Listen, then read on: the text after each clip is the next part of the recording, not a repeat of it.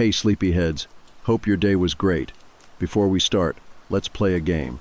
Comment the time where you are right now and whether you should be asleep already. Let's see who's the biggest night owl.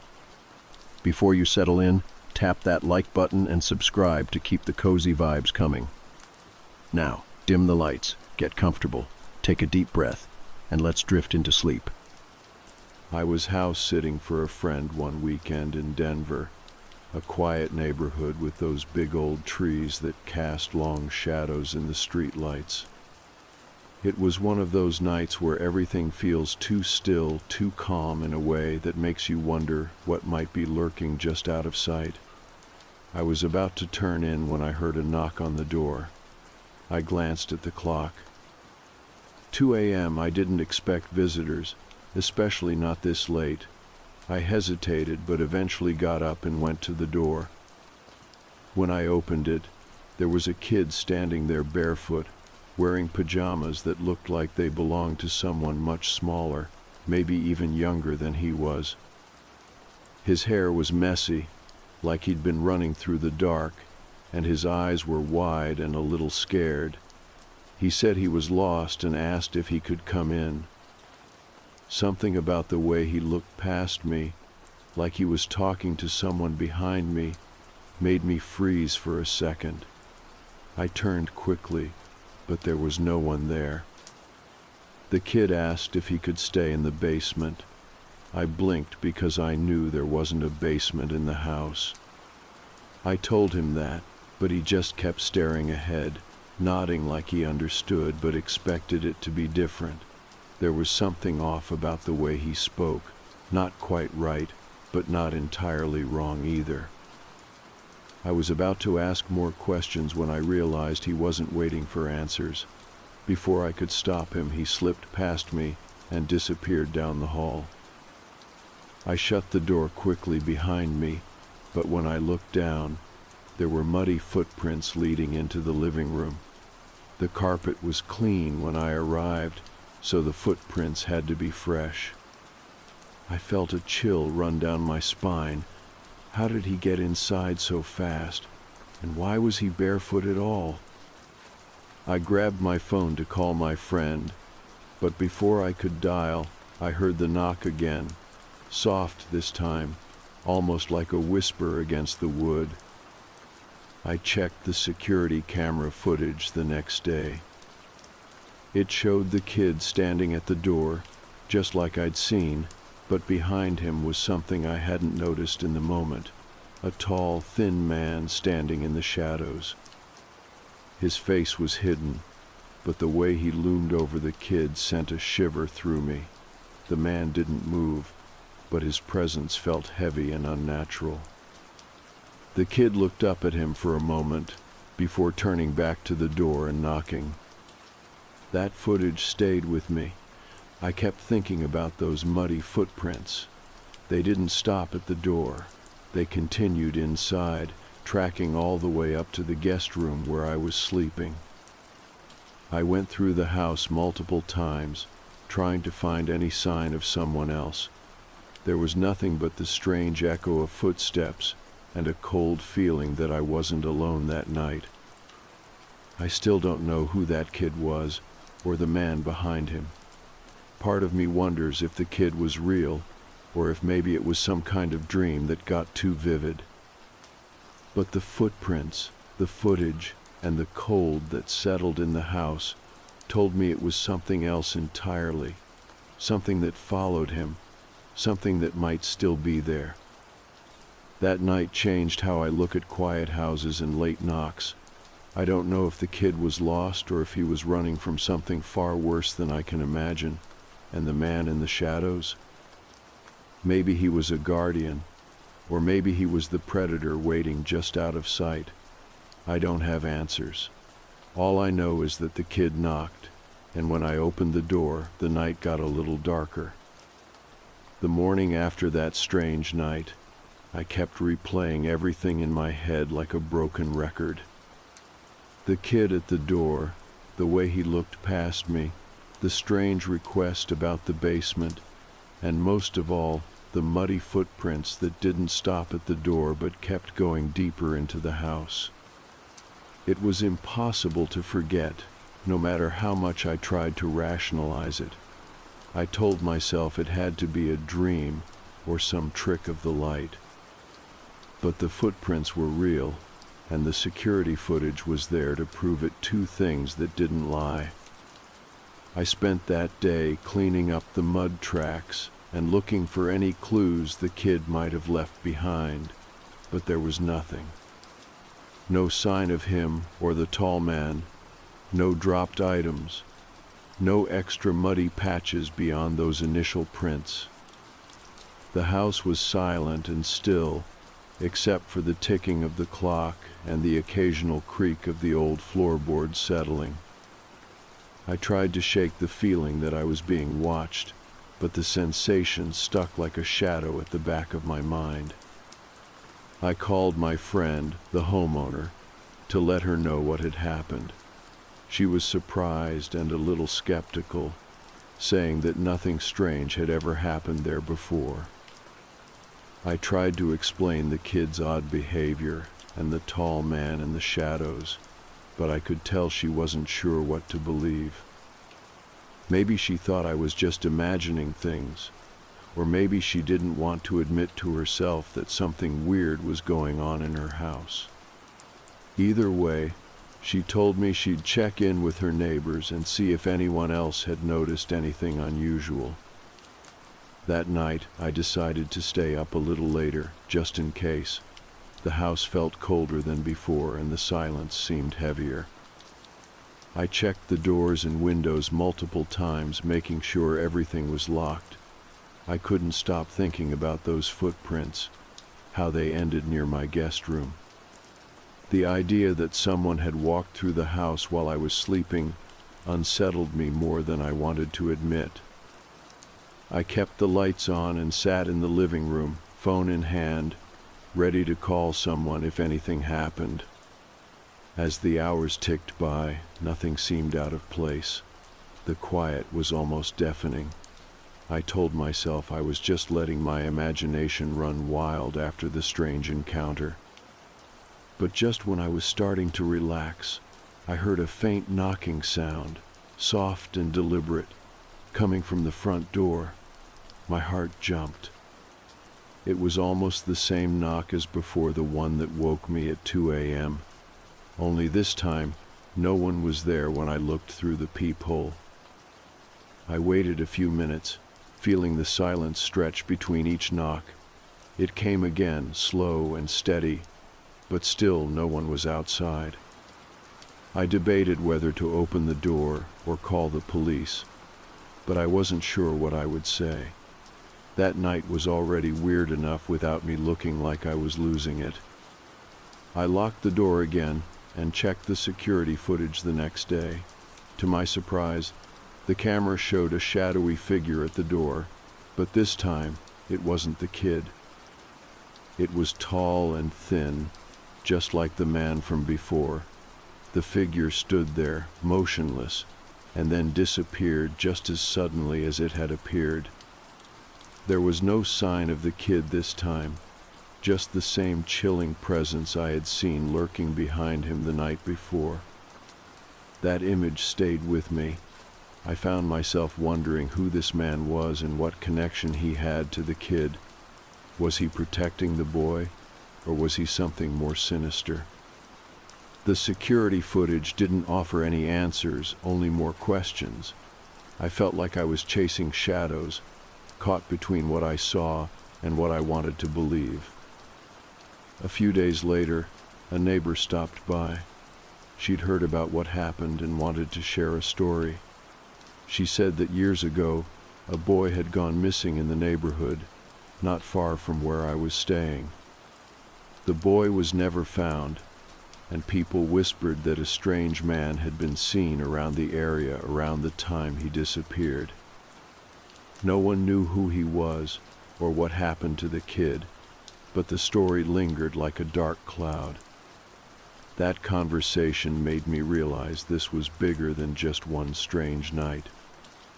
The house, the kid, and the tall man were part of something I couldn't explain, a mystery tied to the neighborhood, maybe even to the house itself. I felt a strange responsibility, like I was caught in the middle of a story that needed to be told, even if I didn't have all the pieces. I started keeping notes, writing down every detail from the security footage, every knock on the door, and every weird feeling the house gave me. The more I wrote, the more it felt like the house was speaking to me, telling me a story through those little signs and moments. The footprints, the knocks, the shadows, they were all part of a message I was only just beginning to understand.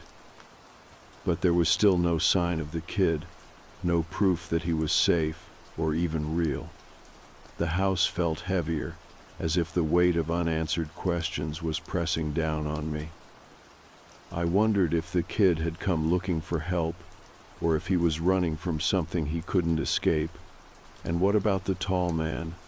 Was he a guardian or something darker? That night, as I lay in the guest room, I felt those muddy footprints again, soft and wet against the carpet, leading right up to where I was sleeping.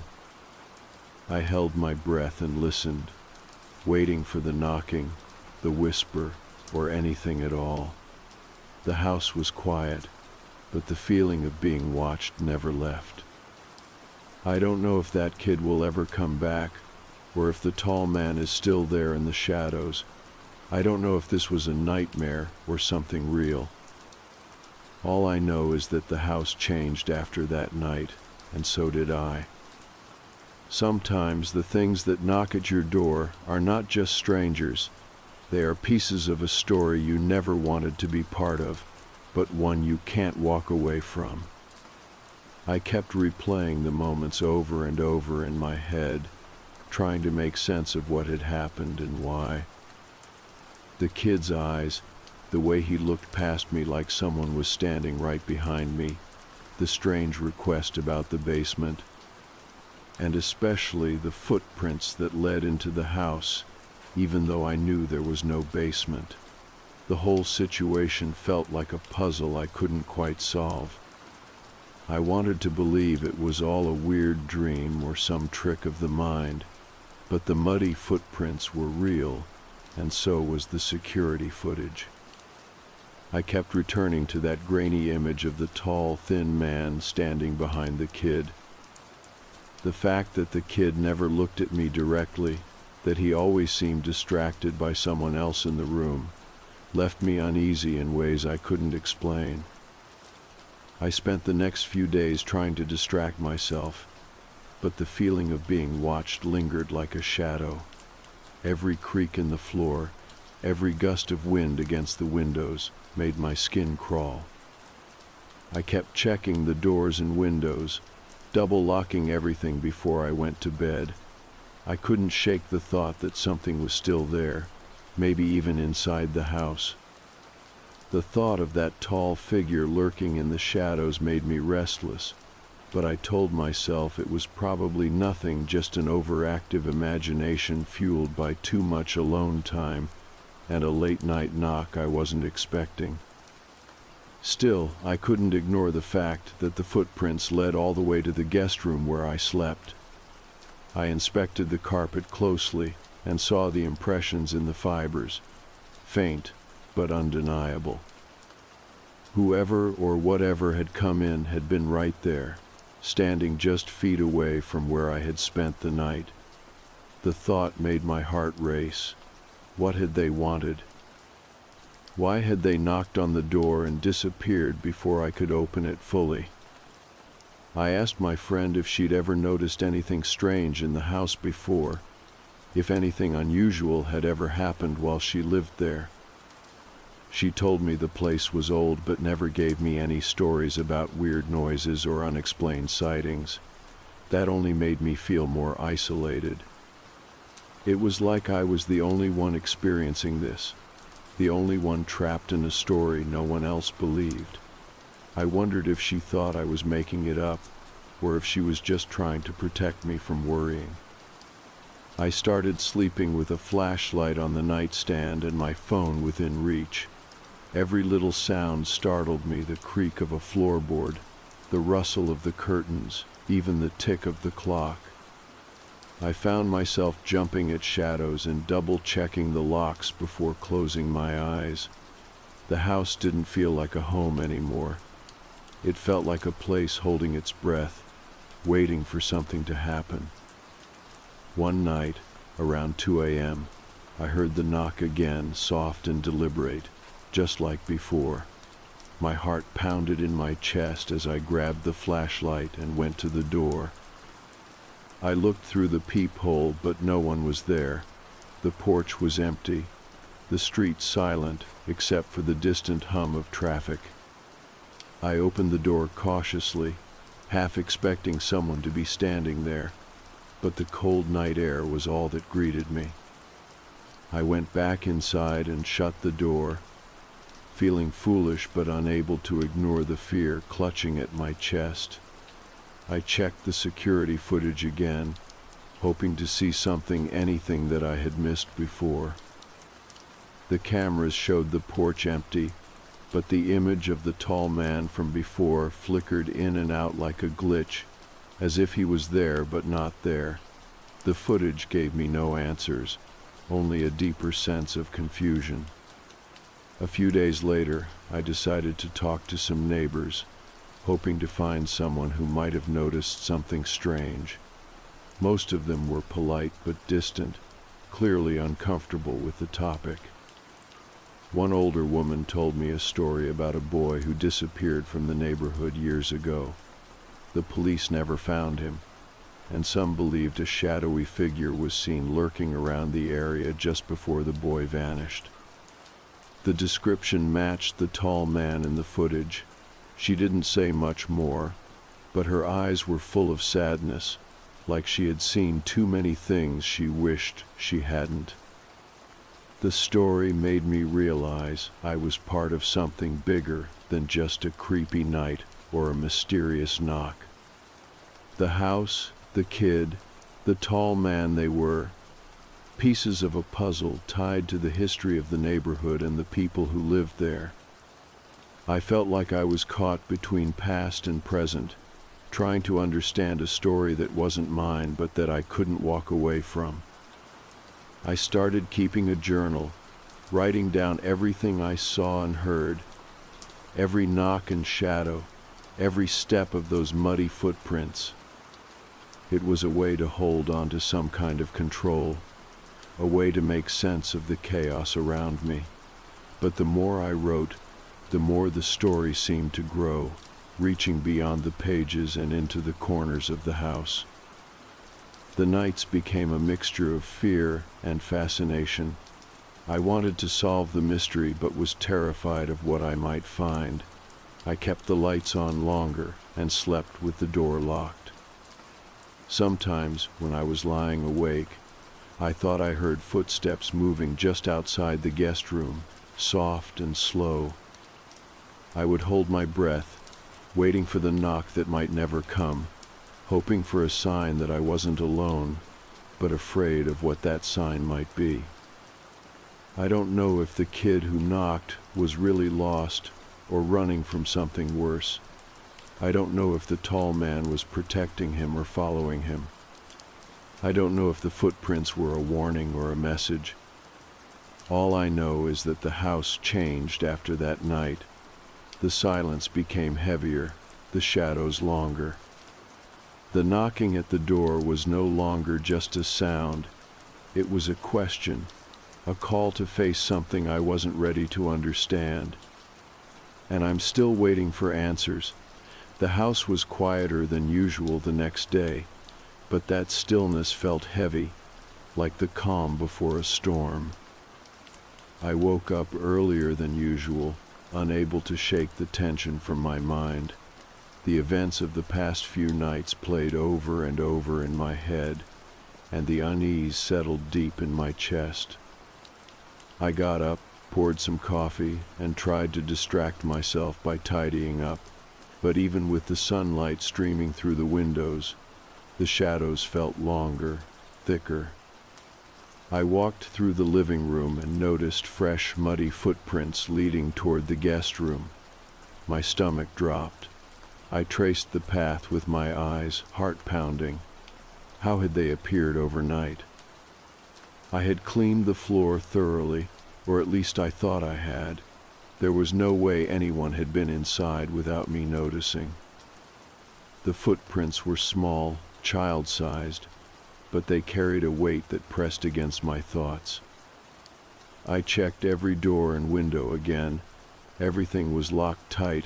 I even looked for any hidden entrances or holes that someone might have used. Nothing.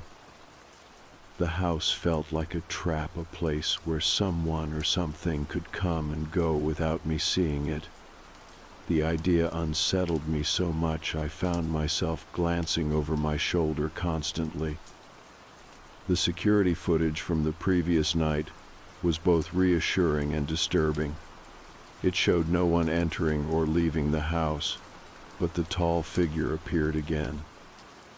The way it seemed to flicker, like static on an old television, made it feel like it was partly in another world. The boy did not appear in that clip. It was just the shadow, the presence. I felt like I was watching a glimpse of something I was not meant to see, and it left me breathless.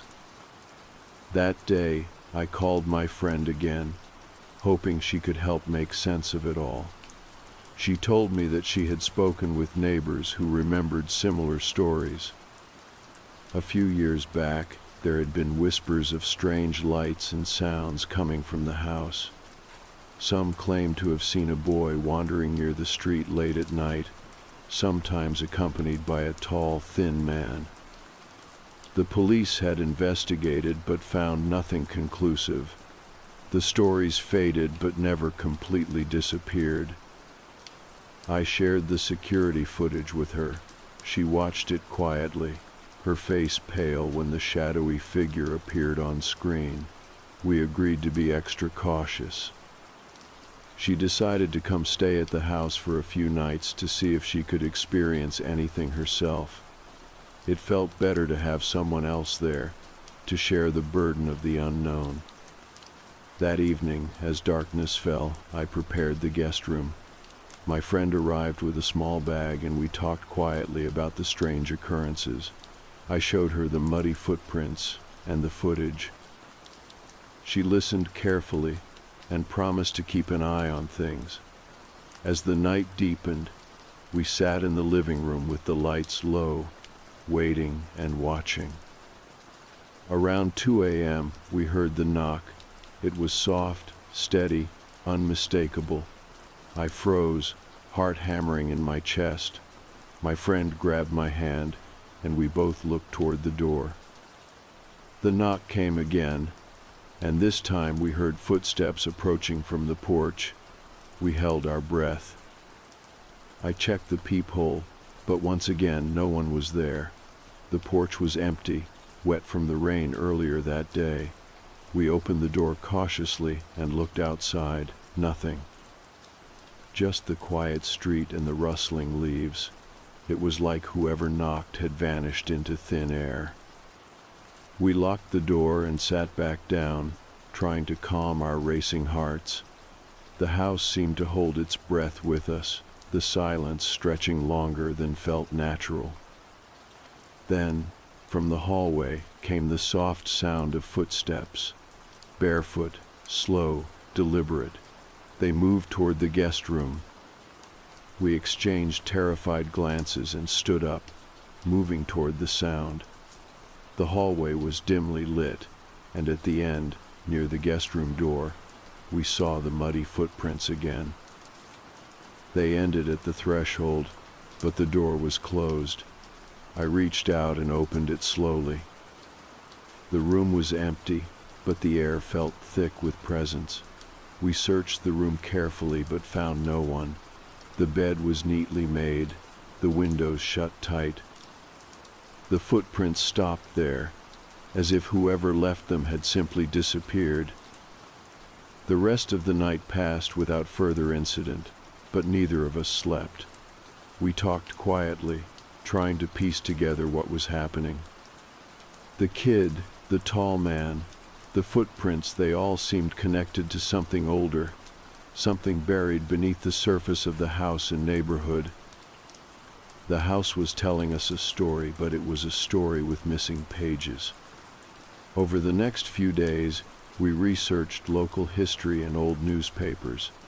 We found a story about a boy who had gone missing decades ago, last seen near the street where the house stood. There were rumors of a strange man who had been seen with the boy shortly before he disappeared. No body was ever found, and the case went cold. The more we learned, the more it felt like we were walking in the footsteps of ghosts. The house was a place where time folded back on itself, where past and present collided. The kid who knocked might have been trapped in that space, caught between worlds. The tall man, maybe a guardian or captor, watched silently from the shadows. I still wake at night, listening for the knock or the soft footsteps in the hall. The house feels alive with their presence, a reminder that some mysteries refuse to be forgotten. The footprints remain faint in the carpet, a silent testament to a story that has not yet found its end. And sometimes, just sometimes, when I stand by the door, I swear I can hear the faintest whisper, a child's voice, asking for help, or maybe just to be seen. The days after our research felt heavy with unspoken questions and restless energy. The story of the missing boy, the tall man, and the mysterious footprints weighed on me more than I expected. Each time I walked through the house, I felt like I was stepping through layers of time, where the past and present overlapped in ways that were impossible to separate.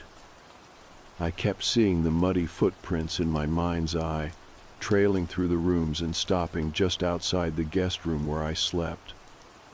The fact that they never continued beyond that point was both a relief and a source of anxiety. I tried to keep myself busy, but the house seemed to demand my attention. Every creak, every whisper of wind, felt like a message I needed to decode. I found myself glancing over my shoulder, jumping at shadows, and listening for the faintest sound. Some nights, the knocking returned soft, rhythmic, and deliberate. Each knock sent a jolt through my body, reminding me that whatever had visited that night was still very much present. My friend stayed a few more nights, but after several encounters with unexplained noises and feelings of being watched, she decided to leave. I understood her fear, but it only deepened my sense of isolation. One evening, while I was cleaning the living room, I found an old diary tucked behind the bookshelf. It was dusty and worn, with a leather cover that felt fragile in my hands. The pages were yellowed with age, and the handwriting was neat but faded. As I read, I realized it belonged to the mother of the missing boy. Her entries spoke of a quiet neighborhood, of a boy who was curious and gentle, and of a man who had recently moved in nearby, a tall, thin figure who kept to himself. She wrote about her growing unease, about how her son had begun to act strange, talking about someone who visited him at night. The last entry was desperate, a plea for help before the boy vanished without a trace. The diary was a breakthrough, a window into the lives touched by the mystery that haunted the house. It gave me a name to the missing boy, and a glimpse into the fear that had gripped the family. The mother's words were raw and full of sorrow, a testament to love and loss that echoed through time. I felt a deep connection to her, and to the boy whose footsteps still seemed to echo through the house.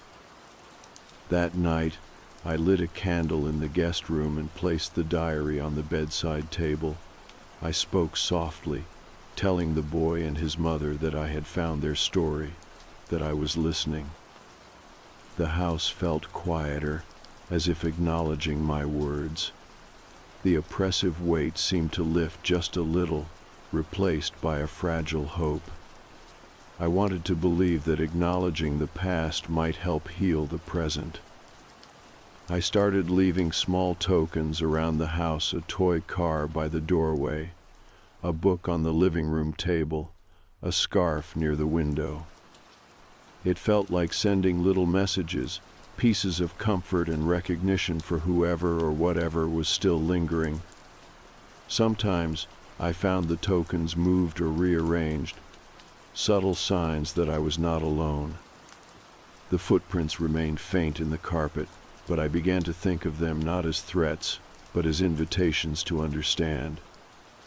The knocking continued sporadically, sometimes at 2 a.m., other times later or earlier.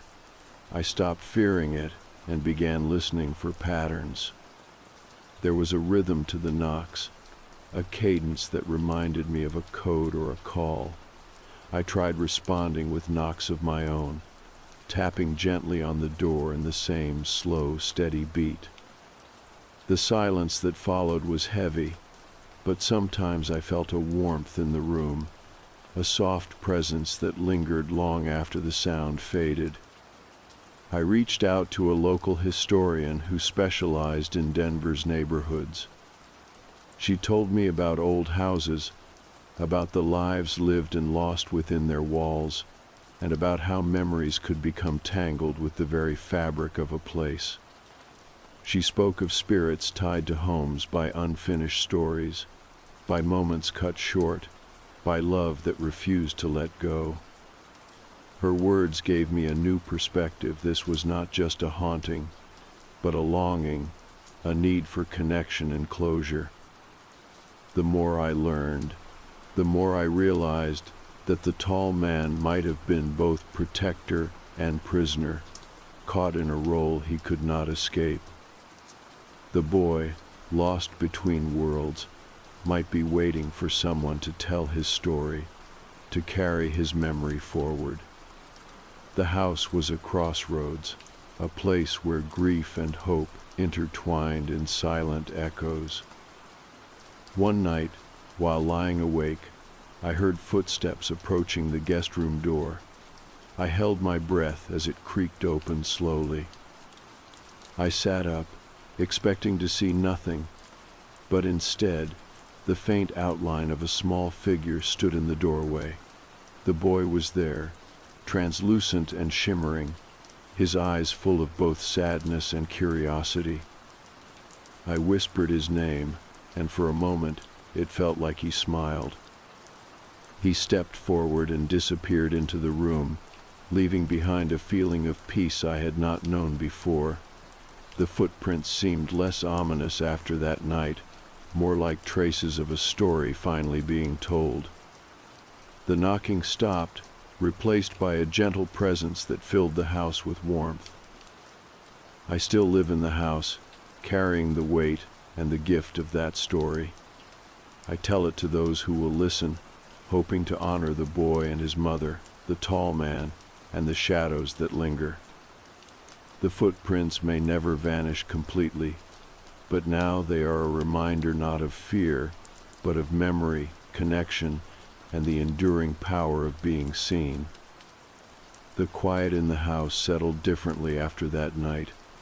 It was no longer weighed down by the heavy silence of unanswered questions or haunted footsteps. Instead, there was a subtle shift, a softness in the air, like the house itself was breathing a sigh of relief. The boy who had knocked at the door, the tall man lurking in the shadows, and the muddy footprints that traced a path to my room all felt like pieces of a story that had finally found its ending. I woke up one morning to find the guest room bathed in soft sunlight filtering through the curtains. The diary still lay on the bedside table, its pages worn and fragile but filled with words that had given me a connection to the past. I touched the cover gently, thinking about the mother who had poured her heart into those pages, the boy who had vanished, and the mysterious figure who had followed him. Their story was no longer just a collection of strange events. It was a testament to the lives that had touched this house, forever etched into its walls. The footprints in the carpet had faded with time, as if the house itself was healing. I no longer feared the knocking at the door, and in fact, it had stopped altogether. The nights were quieter, but they no longer felt empty. There was a presence, gentle and reassuring, that lingered in the corners and shadows.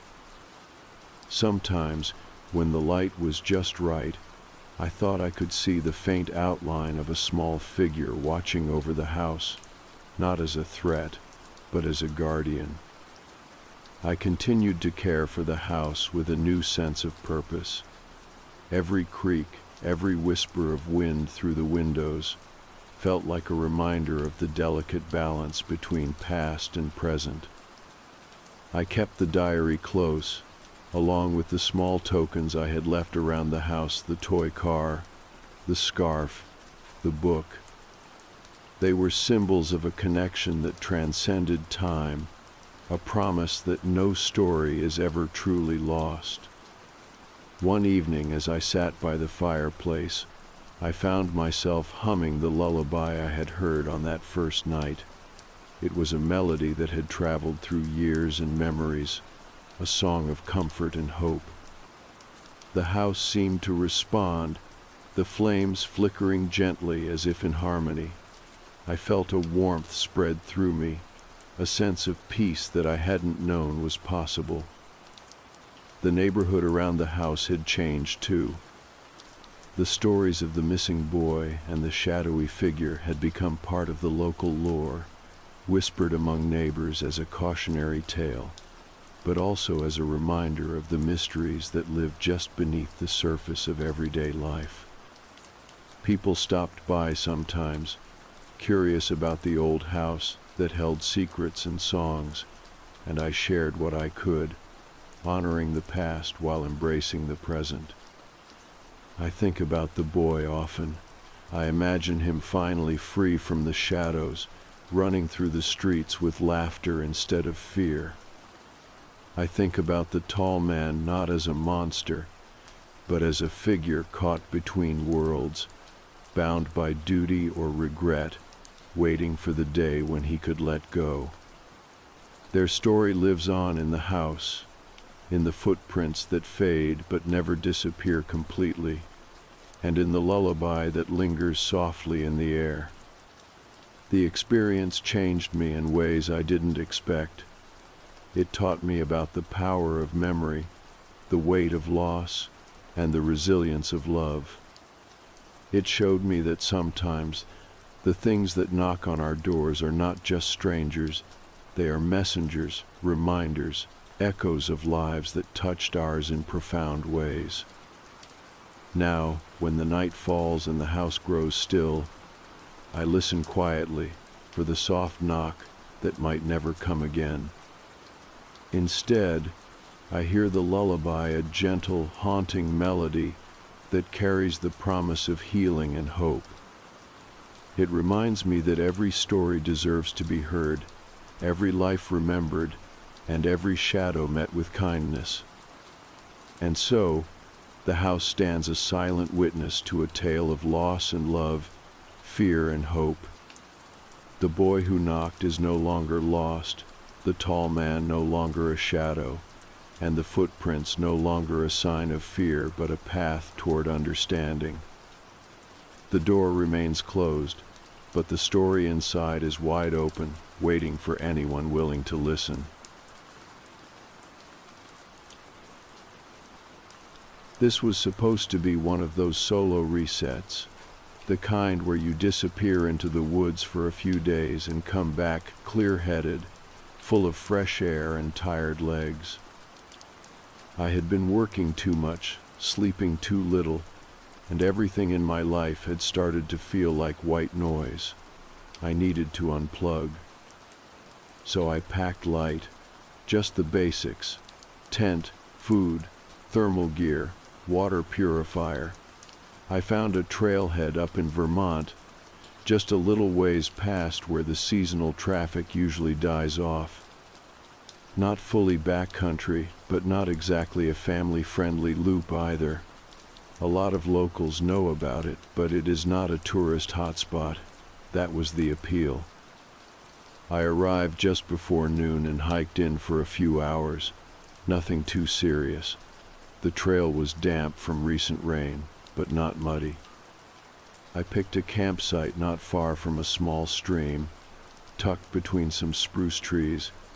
It felt private but not claustrophobic. I set up the tent, unpacked, and cooked a small dinner over the camp stove. The usual stuff. It felt good. I even remember thinking that it was too quiet, not in a creepy way, just in the sense that I had forgotten how much noise the world makes until it all stops. There were no cars, no phones, no humming appliances, just the wind and the trees and the occasional bird making itself known. I went to sleep around 10. It was cold enough to bundle up, but not freezing. I had the rain fly on and my pack zipped up inside the tent with me. I must have dozed off fast because I do not remember tossing or turning. Then I woke up. It was still dark. I did not check the time, but it felt like deep night, the kind where everything is still, except it wasn't. I heard something outside the tent. At first, it sounded like footsteps, very light ones, soft crunching in the leaves. My first thought was deer, maybe raccoons. Animals wander through campsites all the time, especially if they smell food. But then I heard laughter. Quiet, hushed, like someone trying not to be heard and not succeeding. It sounded like kids. That threw me. I was deep enough in the woods that no one would be camping nearby without me knowing. I would have seen another tent. I would have heard voices earlier. This wasn't the kind of area people just stumbled into. I sat up slowly and held my breath. The laughter stopped, and then, clear as anything, I heard a voice. A child's voice. It said, "No, wait, that's," and then it said my name. Not kind of like my name, not close. It said it exactly. First name, pronounced right. I froze. Not out of some dramatic fear, just completely locked up, like my brain couldn't decide what to do. I didn't even reach for anything. I just sat there in the dark, listening. I didn't hear anything after that. No more laughter, no footsteps, no whispers. Eventually, I must have passed out again. I don't remember lying down. I just remember blinking, and suddenly it was light outside. The sun was up. Birds were making noise again. Everything felt normal, but my chest was tight and my back hurt from the way I had slept, curled up and stiff. I unzipped the tent and stepped outside, already trying to convince myself I had dreamed the whole thing. Maybe I had woken up halfway from a nightmare and my brain filled in the rest. Then I saw the handprints. There were dozens of them, small, clearly from children, pressed into the soft dirt around the tent, all sides, some overlapping, some right near the entrance flap. They were not adult hands. I could tell by the spacing and the length of the fingers, too small, too round. I stared at them for a long time, not touching anything, just counting them and trying to figure out how they got there. That is when I noticed the photograph. It was sitting just inside the edge of the tent flap, like it had been slid there carefully. A Polaroid. In the photo, I was asleep in my sleeping bag, head turned to the side, completely unaware. And behind me, standing in the tent's opening, were 4 children. They looked maybe 8 to 10 years old, 2 boys, 2 girls, all pale, all wearing plain clothes, nothing weird or old-fashioned, just normal, except their expressions were off. Not smiling, not scowling, just watching. Their eyes were locked on me in the photo, not on the camera, on me. And the worst part was that the photo wasn't blurry. It wasn't grainy. It was perfectly framed, perfect lighting, like whoever took it knew exactly what they were doing, like it was staged. I sat down hard and just stared at the picture. There was no message, no mark, just the image and the handprints and the cold morning air around me. I packed up not long after that. I didn't eat. I didn't even boil water. I just shoved everything back into my pack, folded the tent with shaking hands, and got the hell out. I checked the trail 100 times on the way back, listening for movement, for voices. I didn't see anyone, not a single person the whole hike out. When I reached the lot, mine was still the only car there.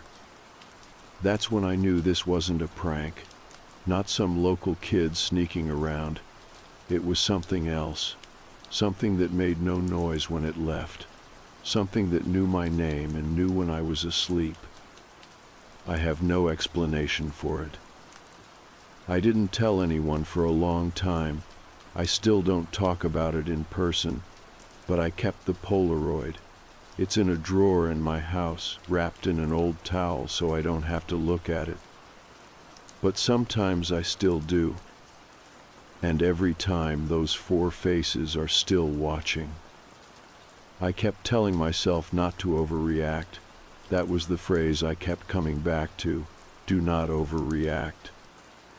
Even as I stood there holding that Polaroid and staring down at all those little handprints in the dirt, I kept hearing that voice in my head like some kind of loop. You're tired.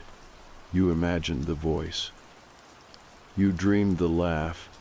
The photo is weird, sure, but maybe it's a leftover from someone else's prank or art project or something.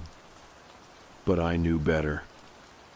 I have been camping alone enough times to know what the woods sound like, what normal wildlife does, what it feels like to wake up from a dream versus waking up to something outside your tent.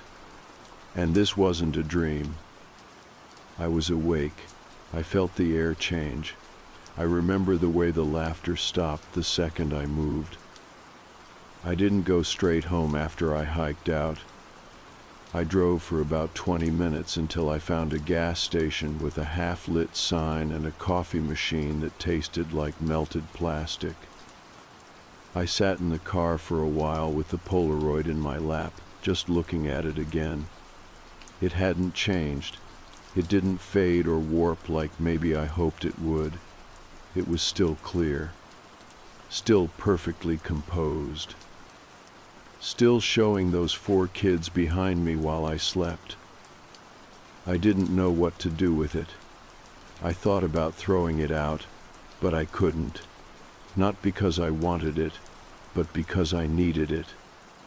Like some small part of me already knew that this was going to sit with me for a long time, that this was proof of something I couldn't explain.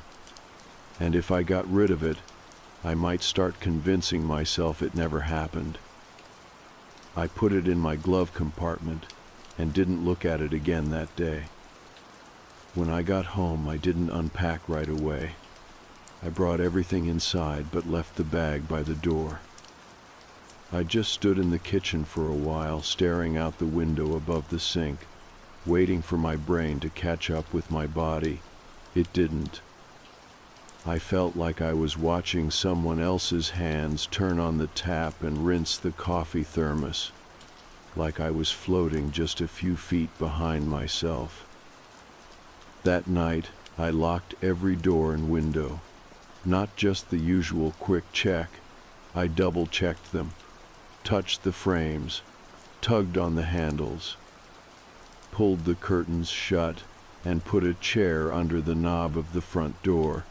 I don't know what I thought that would accomplish. Maybe nothing. Maybe it just made me feel like I had control over something. I didn't sleep. I stayed up watching nothing videos, cooking tutorials, animal clips, a guy restoring old tools, anything that didn't involve people or forests or stories. I just needed noise. Something to crowd out my thoughts. But around 3 in the morning, something caught my attention. It was my phone. It had been sitting face down on the coffee table all night. I hadn't touched it, but now it was lit up. A notification from my photo app. I don't remember giving it permission to send alerts, but there it was. The message said, "New memory available, 1 year ago today." I opened it without thinking, still in that half-numb state where you just react without asking why. It was a picture of me on a different hike. Same time last year, I was standing at the edge of a lake, backpack on, squinting into the sun. I remember that day. It had rained early and cleared up in the afternoon. The trail had been muddy, and my boots had weighed a ton by the time I got back to the car. But I noticed something this time that I hadn't seen before. There were figures in the tree line. They were barely visible, blurry, but now that I knew what to look for, I couldn't unsee them. 4 shapes, standing close together in the shade. No movement, no faces, just outlines. Too small to be adults. I felt my stomach drop. I zoomed in until the picture blurred into pixels, but the shapes were still there. 4 kids, at a distance, watching. The photo app said it was taken at 3:27 in the afternoon. I would have been alone out there. No one else had been parked at the trailhead that day. I remember checking. I always check. I like knowing when I'm really alone. I didn't sleep after that either. I sat at the kitchen table with my phone in one hand and the Polaroid in the other, flipping between them, comparing, matching the spacing, the general height, the way they grouped themselves. It wasn't identical, but it was close enough that my brain filled in the rest. I started wondering if this wasn't the first time I had seen them. Maybe it was just the first time I noticed. The next morning I checked my car. I don't even know what I was looking for. Fingerprints maybe, scratches, dirt, anything out of place, but everything looked normal. I popped the trunk. Nothing. Opened the glove compartment. The Polaroid was still there, untouched. I stared at it again. Their clothes were still hard to place. Not modern, but not obviously old either. Just plain, like the kind of things kids wear in photos where the parents pick everything out. No logos. No prints, just solid colors.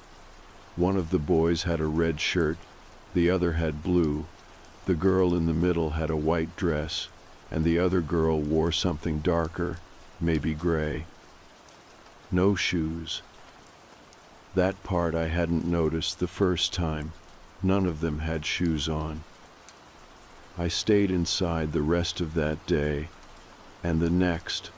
I told work I had a cold, which wasn't really a lie. I felt sick, but not in a physical way, just off. Like I had stepped out of rhythm with the rest of the world and couldn't get back into sync. I kept the windows covered. I stopped opening the blinds. And every time I walked past the mirror, I found myself looking over my shoulder, because somewhere in the back of my mind, A question had started to form. What if they didn't follow me out of the woods? What if they were already here? By the third day, I realized I hadn't really spoken to anyone. Not out loud, not even over text. I'd gone quiet without noticing, like something in me had shut a door and decided not to answer if anyone knocked. I was still eating, still drinking water, still going through the motions of being fine, but I wasn't leaving the house, not even to check the mail. I started watching the footage from my doorbell camera, not because I expected to find anything, but because it gave me something to do. It runs on motion detection, and I keep the clips saved for a week before they delete. I hadn't reviewed them since before my trip. That night, I sat down and pulled up the history, more out of curiosity than anything. Most of it was nothing. The usual: cars passing, squirrels triggering the sensor, a delivery guy dropping off a package I had forgotten I ordered. But then, buried between two daylight clips, was one from just after 3 in the morning, time-stamped the day I got back. The clip was short, about 20 seconds. It was triggered by motion on the porch. At first there was nothing, just the empty frame and the soft glow from the street lamp.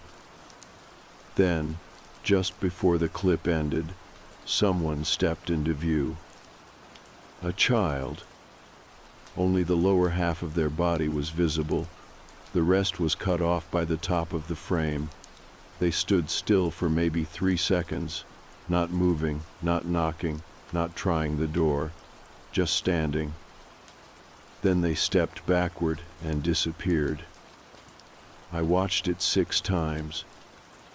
I couldn't make out their face, couldn't tell if it was a boy or girl. Just bare feet, shorts, a t-shirt, and stillness.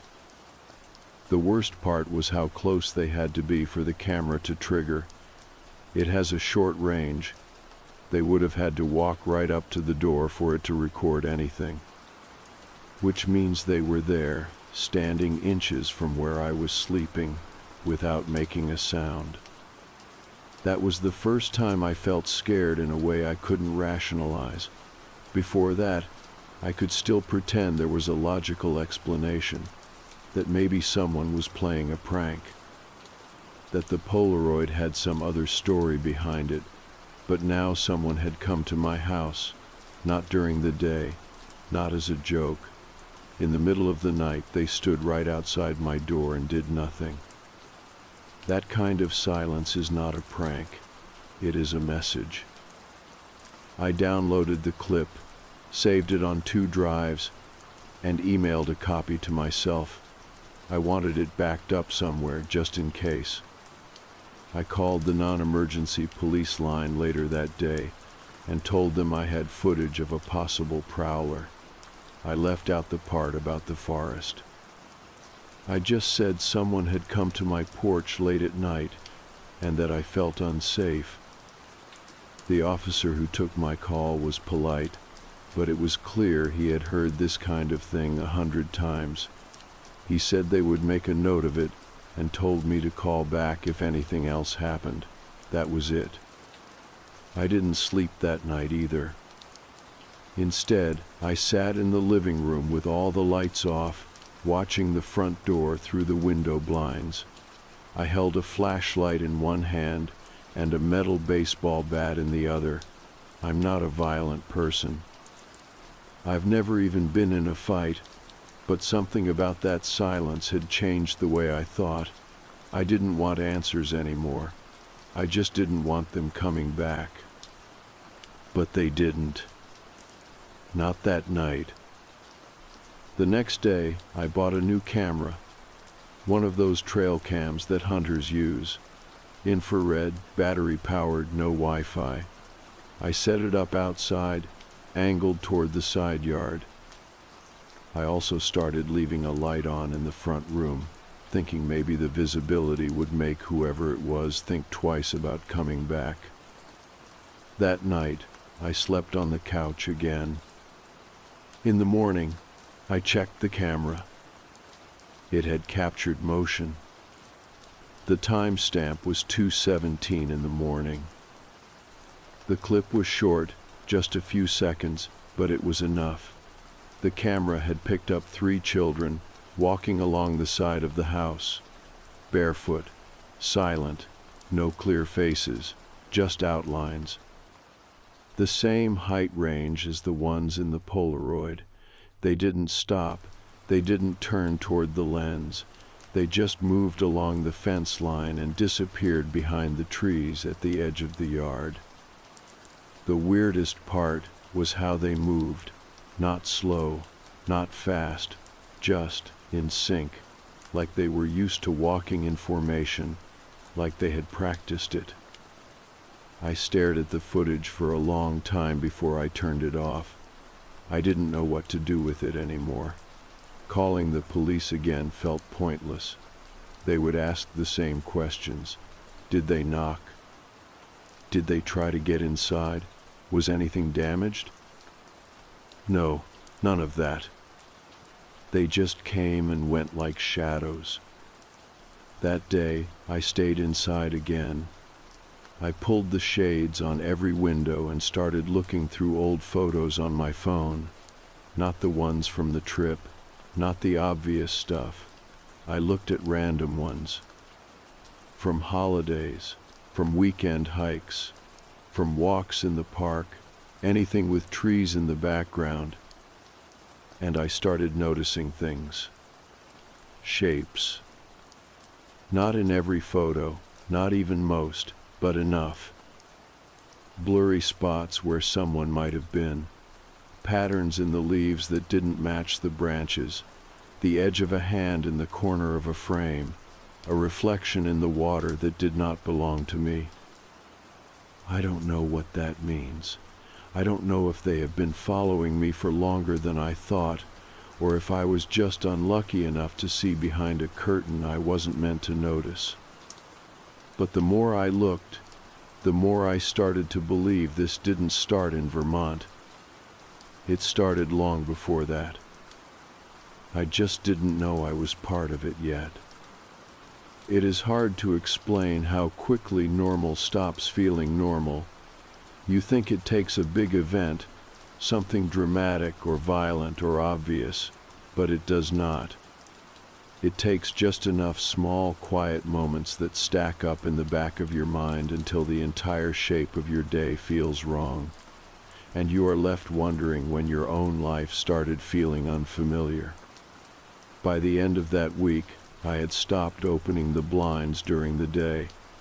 I stopped checking the door when a package got dropped off. I muted my phone more often than I answered it. I wasn't hiding exactly, but I wasn't engaging with the world either, not fully. The footage from the trail cam had done something to me. Seeing those kids again, walking along my fence like they knew the route, like they belonged there, shifted something in the way I saw everything. Because it meant this wasn't just about the woods. It meant they had found me, that they had chosen not just to follow, but to let me know they had followed. I started thinking about the photo again, the Polaroid. I had moved it from the glove compartment to a drawer in the hallway. It was wrapped in a towel, tucked under a flashlight and some matches. Every few days I would take it out and look at it again just to see if it had changed somehow. It never had. Still me, asleep in my tent.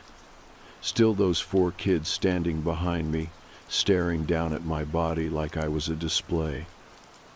I had not noticed this before, but in the corner of the photo, just near the tent zipper, was a small detail I had missed.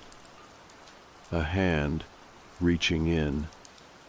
Not one of the children's hands, not small like theirs. This one looked longer, older. I checked the photo at least 10 times, tracing the shape of it. It was not obvious unless you knew to look, but it was there, a pale hand holding the flap of the tent open just enough to take the picture. Someone else had been there. Someone behind the camera. I felt something go tight in my throat, like a line being pulled. Until that moment, I had been telling myself that maybe the kids were playing some kind of game, that they were just watching, just observing. But now I saw it differently. If someone else had taken the picture, then these kids were not alone. Someone was directing them, or leading them, or worse, using them. That night I slept with the lights on. I went back to the trail cam the next morning and moved it. I placed it lower, facing toward the opposite side of the yard. I added a second one, tucked under the stairs by the back door. I also bought one of those small battery-powered alarms that chime when they detect motion, and stuck it near the kitchen window. None of it made me feel safe, but it gave me a structure. A way to feel like I was responding instead of just waiting. 2 nights later, the alarm went off. It was subtle, just a soft chime that repeated twice. I was half asleep on the couch when I heard it. At first I thought it was a dream, but when I sat up and listened, I knew it was real. I grabbed the flashlight and checked the window. No one was there. I checked the back door, still locked. The trail cams were still running. When I pulled the memory card from the camera by the stairs, I felt my hands shaking a little. I waited until morning to check the footage. I wanted daylight. I wanted birds chirping and the sound of garbage trucks passing before I opened that file. The clip started slow, shadows, movement just at the edge of the frame. Then one of them stepped into full view. A child, same height, same bare feet. This time they were facing the camera. I paused the video. Their eyes were wide, not scared, not curious, just wide, like they had been that way too long. Their mouth was slightly open, but not like they were breathing, just hanging open. Like the face was stuck that way.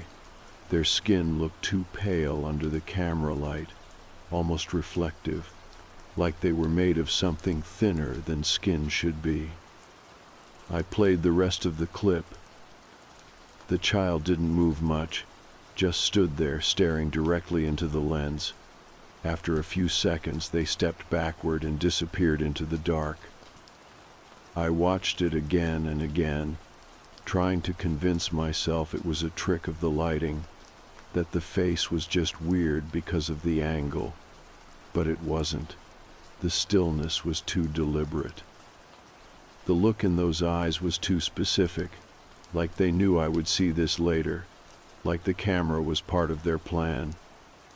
After that, I stopped watching the cameras for a while. I still let them record, but I couldn't keep checking them. It felt like they were showing me something I already knew, and seeing it again was only making it worse. That was when I remembered the lake photo. The one from a year ago that had those blurred shapes in the woods. I pulled it up on my phone again, zoomed all the way in, and stared at those figures.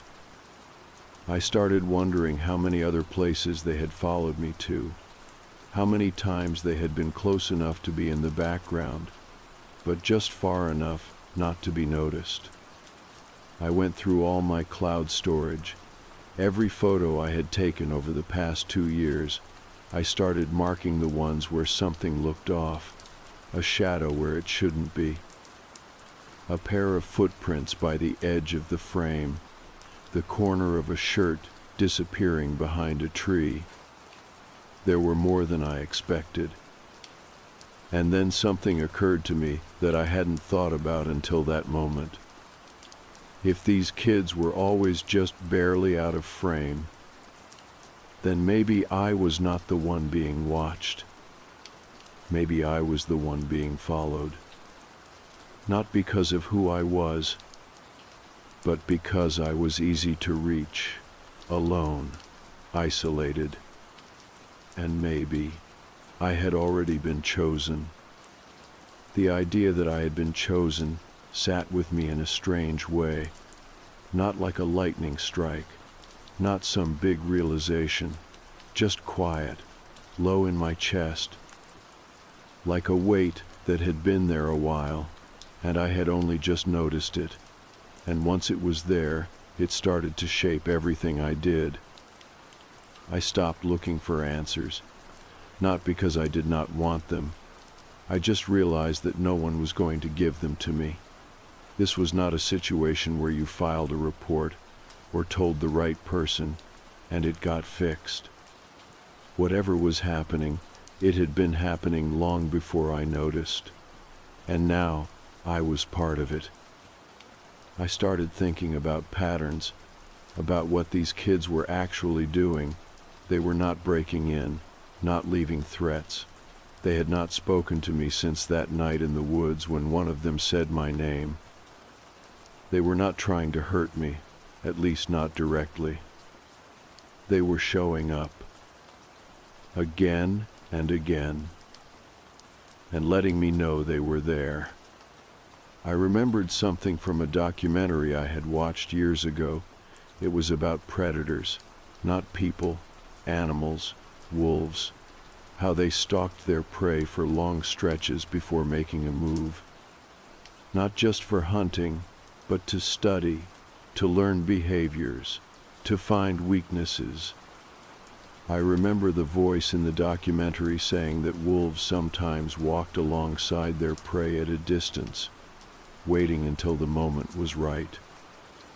I started wondering if that was what the kids were doing. Not haunting me, just circling, waiting. That week, I finally left the house. I needed to know if it would follow me somewhere new. I took my laptop and booked a motel a couple towns over. Nothing fancy. Just a small, 2-story place near a highway off-ramp. I paid cash. Did not tell anyone where I was going. When I checked in, the front desk clerk barely looked at me. I asked for a room near the back. Something quiet. He gave me a key and went back to his crossword. I spent the first night watching TV with the sound off, just lights moving across the screen. I had one of the trail cams with me, and I set it up outside the window, pointing toward the parking lot. It felt like overkill, but it also felt necessary. Nothing happened that night. No sounds. No alarm. No movement. The next morning, I checked the footage. The only thing it caught was a stray cat crossing the lot around midnight. I almost felt relief. Almost. I stayed 2 more nights. Still nothing. I started thinking maybe I had shaken them. Maybe they did not know where I was. Or maybe they were never following me at all. Maybe they were tied to that house. That forest. That moment. On the 4th day, I drove home. The house looked untouched. The lights were off, the blinds still closed. I stood in the doorway for a long time before stepping inside, like I was waiting for something to feel wrong. But everything looked the way I left it. I checked the trail cams. The memory card on the side yard camera had 2 new clips. Both were short. The first was just static. That was not normal. The camera should have either caught motion or stayed off, but this one had 20 seconds of fuzz. No clear images, no sound. The second clip showed one of the kids standing in the far corner of the yard, near the edge of the fence. Their face was turned away, looking out into the trees.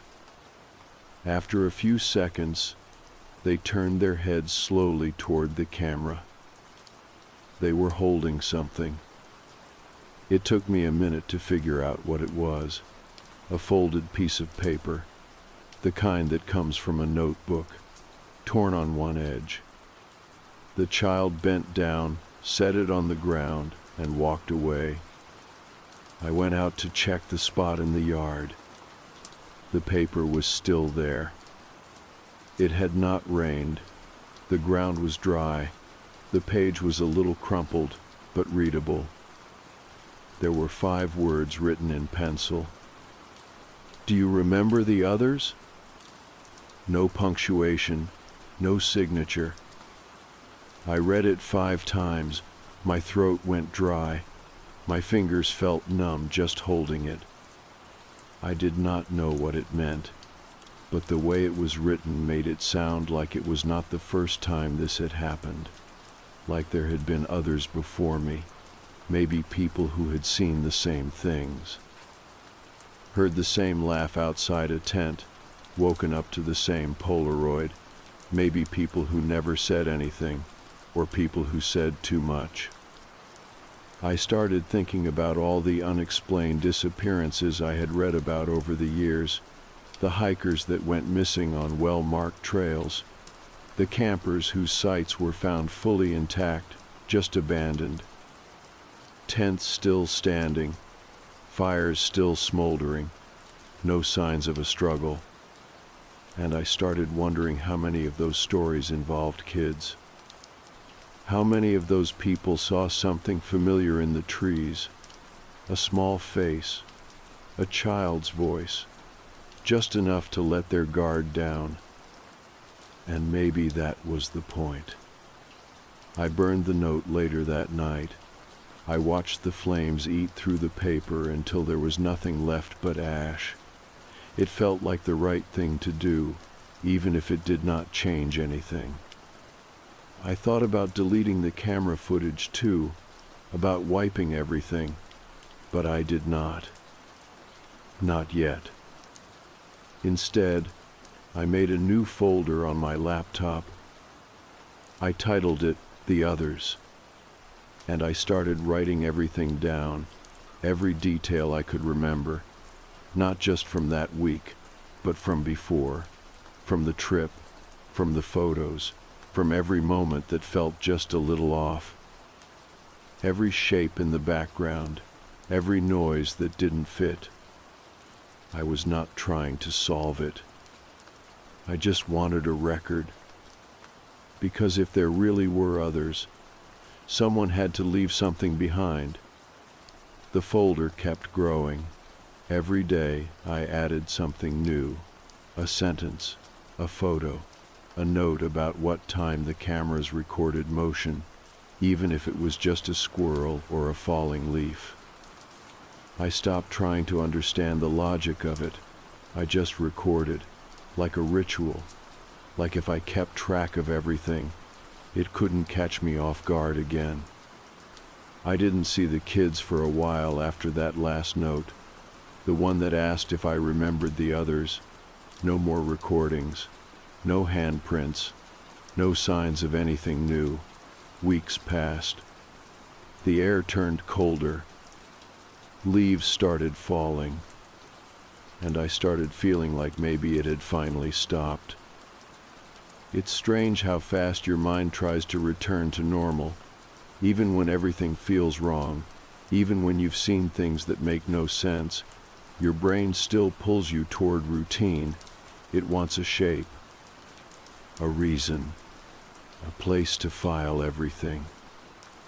I started going out again, small errands, late night walks around the block. I went to the grocery store during slow hours, tried to avoid looking at the woods behind the parking lot. I answered a few texts, made a phone call, laughed once at something dumb a friend sent me. It was weak, but it was real. I thought maybe I was healing. Then, one morning, I found the second Polaroid. It was slid under my front door just like the first. No envelope, no message, just the photo. I felt it before I saw it. I had walked past the door and noticed the smallest slip of white on the floor. The air shifted when I bent down to pick it up. This time I wasn't asleep in the picture. I was standing in my hallway in pajamas, one hand halfway to my face, like I had been rubbing my eyes. It was taken from outside the window through the glass. The angle was perfect. My expression was blank, not scared, just tired, vulnerable. And behind me, closer than I thought, were the same 4 kids. In the reflection, they were not in the hallway, but they were in the photo, standing just outside the frame behind the glass. Their faces were the same as before, expressionless, unblinking. That photo was the final piece. I didn't panic. I didn't call anyone. I just sat down at the table and placed the new photo beside the old one. I stared at them both, first asleep, then awake. They wanted me to see them. That was the point, all along. Not to take me, not to chase me, but to make sure I knew they were there, that they always had been, that they always would be. And for the first time, I understood what they had been trying to show me. It wasn't about me being special. It wasn't about punishment. It was an invitation, an offer. I don't think I was the first person to receive it. I don't think I'll be the last. But I was given the chance to see behind the curtain, and that alone was enough to change me. I did not sleep that night. Instead, I packed a bag. Not out of fear, but out of something else, something closer to peace. I brought the photos, a flashlight, the camera, a fresh notebook. Then I drove. Back to the trailhead, the same one. The parking lot was empty, like it had been before. The trees looked taller than I remembered, the path thinner. I hiked in about 6 miles, same spot, same clearing. I stood there for a long time listening. Nothing moved. Then, just as the sun started to dip below the tree line, I saw them. At the edge of the clearing, not hiding, just standing, watching. 4 kids. Same height, same eyes. But they were not alone. This time, there were others, adults, older faces, further back in the trees, silent. Some of them were smiling. It was not warm. It was not cold. It was just calm, like being welcomed home. I sat down on the ground and took out my notebook. I didn't run. I didn't speak. I just started writing. What I saw, what I felt, what I had come to understand. Not everything out there wants to harm you. Some things just want to be remembered, to be believed in, to be followed. And maybe that's all this was. A signal, a question, a choice. I do not know where they come from. I do not know how they know your name, but I know they do not pick people at random. They choose you because they see something in you, something that is missing, something that belongs with them. And if you listen closely, if you stop fighting the silence, you might start to understand what they are asking. Not why, not how. Just, are you ready? I was. I am. And so I stayed until nightfall. And when I finally stood up and looked back toward the trail, I knew the way would still be there. but I also knew I would not be taking it. Because the question is not whether they will come back. The question is whether you will answer. And I did. I finally did.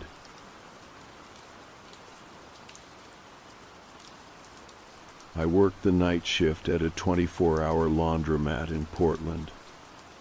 It's one of those places that never really sleeps, with the hum of machines and the flicker of fluorescent lights keeping things just alive enough to make the hours feel less empty. Most nights are just quiet, filled with the steady rhythm of washers spinning and dryers tumbling. But Thursdays are different. Every Thursday at exactly 1:11 in the morning, she shows up. I remember the first time I saw her. It was dead quiet except for the buzz of the machines. She walked in wearing a bright yellow raincoat, the kind that looks like it's straight out of a children's storybook. She didn't carry any laundry, no baskets, no bags, just that raincoat and a book clutched in her hands. She never said a word, never looked me in the eye. Instead, she sat down at one of the plastic chairs along the wall and started humming a soft, almost lullaby-like tune. The humming was strange because it was a song I knew well but hadn't heard in years. It was something my mom used to sing to me when I was little, a kind of bedtime song that was supposed to make the dark less scary. But hearing it there, in the middle of the night, with the machines whirring and the fluorescent lights casting long shadows, it was eerie in a way I couldn't shake. What caught my attention next was the book she always carried. I thought maybe it was a diary or a novel, but when I got curious and looked closely, the pages were completely blank. I mean, not a single word, not even a doodle, just empty paper. I asked myself if maybe it was a trick of the lighting or if the pages were stuck together. But every time she showed up, she had that same book, open or closed but always blank. She never interacted with anyone. No other customers seemed to notice her much, or at least they never mentioned it. She was always there, humming that same song, flipping the pages as if reading, but never turning a word. And she never stayed long, usually just 20 or 30 minutes, and then she'd leave as quietly as she came, disappearing into the damp night. I started paying more attention, mostly because it was the only thing that made my night shifts feel less monotonous. Sometimes I'd watch her in the security footage, hoping to catch a glimpse of who she was, or maybe see her face a bit clearer. But the footage was just as strange as the real thing. In every clip, she was soaked, completely drenched, like she'd just stepped out of a storm. And that was the weird part, because the night she came, it wasn't raining at all. The weather reports confirmed dry conditions, no storms, no drizzle, nothing that would explain why she was always dripping wet. I mentioned it once to a coworker, joking about how maybe she was some kind of ghost. They laughed it off, said I was working too many graveyard shifts and letting my imagination get the best of me. Maybe they were right, but there was something about her presence, about the song she hummed, that stuck with me. It was like she was trying to say something without words, like she was trapped in some loop and could only communicate through that haunting melody. Then one Thursday she didn't show up. The chair where she always sat was empty, and the hum of her song was gone. I was relieved at first, thinking maybe it was finally over. But then, as the night wore on, the humming started again. It wasn't coming from anywhere a person could be. It was inside the walls, the pipes, the vents, the machines themselves. The sound was soft but unmistakable, like the ghost of her song echoing through the building. I checked the security cameras obsessively that night, looking for any sign of her, any movement, any disturbance. But the footage was clean, empty, except for the usual cars passing by outside and the blinking lights of the machines. No one came in, no one went out. Yet the humming persisted, filling the laundromat with a chill I couldn't explain.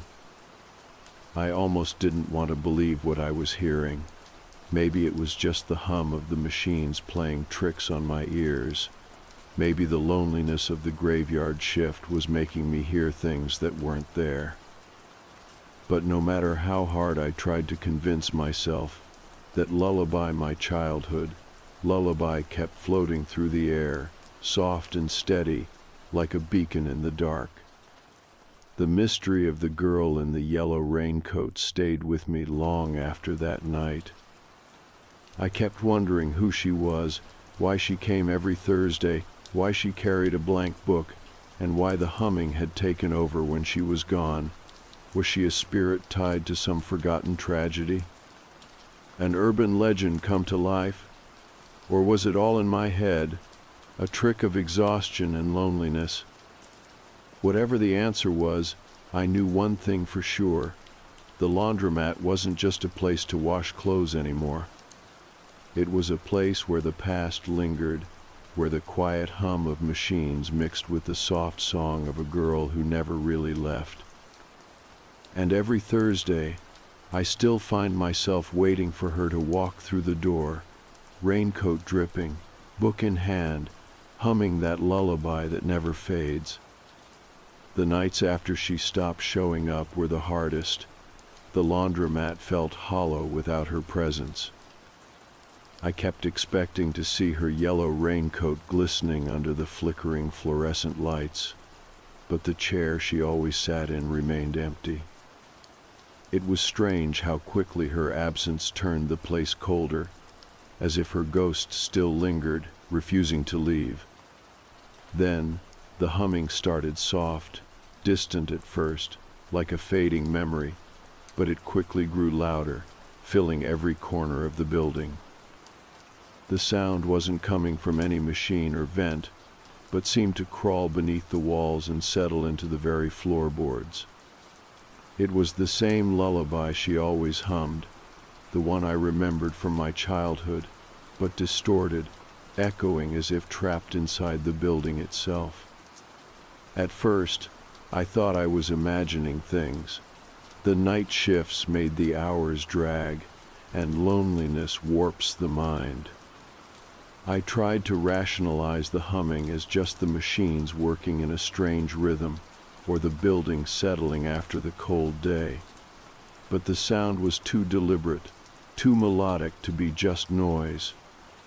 I'd find myself freezing mid-task, listening for it, the hairs on the back of my neck standing on end. There was no mistaking that lullaby now, and it didn't stop. It seeped into the silence, looping softly, haunting me long after the machines powered down. I watched the security footage obsessively, hoping to catch even the smallest hint of her return or some sign that someone else had been in the laundromat. But the cameras showed nothing unusual. The night was quiet, the streets outside empty, the parking lot devoid of any visitors. Not a single soul crossed the threshold, yet the humming persisted, a phantom melody wrapped around the very walls. It was like the building itself was trying to communicate, using the song as a language only I could hear. I started noticing other strange things around the laundromat. Occasionally, machines would switch on or off by themselves.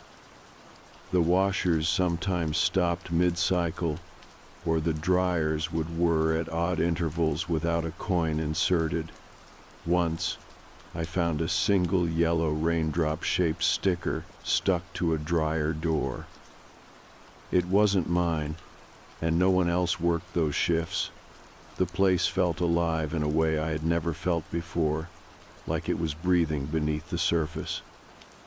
I was no longer alone during those late hours. even if no one else was there. I reached out to coworkers and asked if they'd ever noticed anything strange.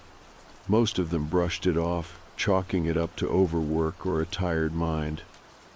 But one of the older guys admitted he'd once heard a faint humming while closing up one night, a tune he couldn't place but that sent a chill down his spine. He didn't say much more, but I caught the unspoken agreement we both sensed something we couldn't explain. Desperate for answers, I started researching the laundromat's history. The building had been there for over 50 years, changing hands a few times. Nothing obvious came up about tragedies or hauntings, but local folklore hinted at a girl who died on a stormy night years ago. According to some stories, she'd drowned after getting caught in the rain, her yellow raincoat sticking to her as she vanished into the storm. Some whispered that her spirit never left the place where she'd last been seen. I wondered if this was the same girl, if somehow the laundromat was her tether to the world. I spoke with an elderly neighbor who remembered the laundromat's early days. She told me about a little girl who used to hang around the neighborhood, always wearing a bright yellow raincoat, no matter the weather. They said she was sweet but quiet, always carrying a book that no one was allowed to see. The neighbor shivered when she mentioned how, on certain nights, you could hear her humming a lullaby as she wandered the streets, even when no one was around. It was exactly the song I heard. As the nights dragged on, I started keeping a journal. I wrote down every instance of humming, every machine that acted strangely, every shadow I caught out of the corner of my eye. I recorded the times she should have appeared and the empty chair that waited. Writing helped me hold on to reality, but it also made the mystery feel heavier. It was like I was piecing together a story I didn't fully understand yet, a story that was part ghost tale and part memory. The humming seemed to come from different places on different nights, sometimes near the washers, other times by the folding tables or the vents. Once, I even heard it outside, carried on the wind as I closed the door. It was almost as if she was everywhere and nowhere at once, weaving through the laundromat like a thread connecting the past and the present. I thought about the book she always carried. Why was it blank? Was it a symbol, a placeholder, or something I wasn't meant to see? I found myself wondering if the laundromat was a kind of waiting room for her spirit, a place stuck in time where she replayed the same moments over and over, humming that lullaby to keep the darkness at bay. Some nights I'd catch myself humming the tune back to the empty room, as if calling to her, trying to reach through the silence. It became a strange ritual, a way to keep the connection alive. I don't know if she heard me, or if it even mattered. What mattered was that the song was no longer just a sound, but a presence, a ghostly thread pulling me deeper into a story that refused to end. The laundromat had become more than a job. It was a place where the boundary between the living and the lost blurred. Every Thursday at 1:11, whether she appeared or not, the humming would rise again, a haunting lullaby echoing through the machines and walls, reminding me that some stories never really end. And I, for better or worse, was a part of hers now. The humming stayed with me, a constant companion that refused to be ignored. It was there when I arrived at the laundromat and lingered long after I left. Some nights it was so soft I thought I was imagining it, but other times it filled the air like a quiet song meant just for me. I started to realize the sound was more than a simple noise. It was a presence, a message, or maybe a call for help. I found myself listening for it everywhere, in the hum of the machines, the rustle of the fluorescent lights, even in the wind outside the windows. It felt like she was there somehow, woven into the fabric of the place. I began keeping a journal, writing down every detail I could remember: the time she usually appeared, the exact note of the humming, the way the light flickered when the song got louder. I tried to find a pattern, something to explain what I was experiencing. Each entry felt like a step deeper into a mystery I was barely equipped to solve. Still, the more I wrote, the clearer it became that this was not just about a girl in a yellow raincoat. It was about a story I had stumbled into, a story that blurred the line between the living and the lost. One night, as I was closing up, the humming became louder, almost urgent. It filled the room and seemed to wrap around me, pulling me toward the back corner near the dryers. I followed it, heart pounding, until I stood before the old rusted dryer that hadn't worked for years.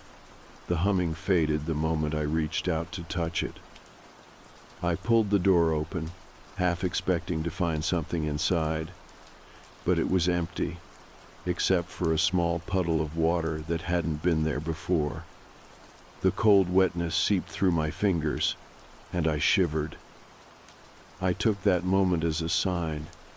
Maybe she was trying to reach me, to show me that she was still here somehow, trapped between worlds. I started bringing small things to the laundromat on Thursdays: a folded blanket, a book, sometimes a cup of tea.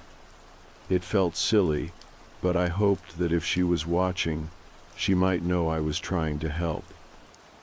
On one of those nights, I found a yellow raindrop sticker stuck to the wall near the dryers. It wasn't mine, and no one else worked those hours. It was a tiny piece of evidence that made me believe she was more than just a ghost story. I reached out to an old friend who studied folklore and the supernatural. I explained everything: the girl in the raincoat, the humming, the blank book, the wet clothes, the handprint on the wall.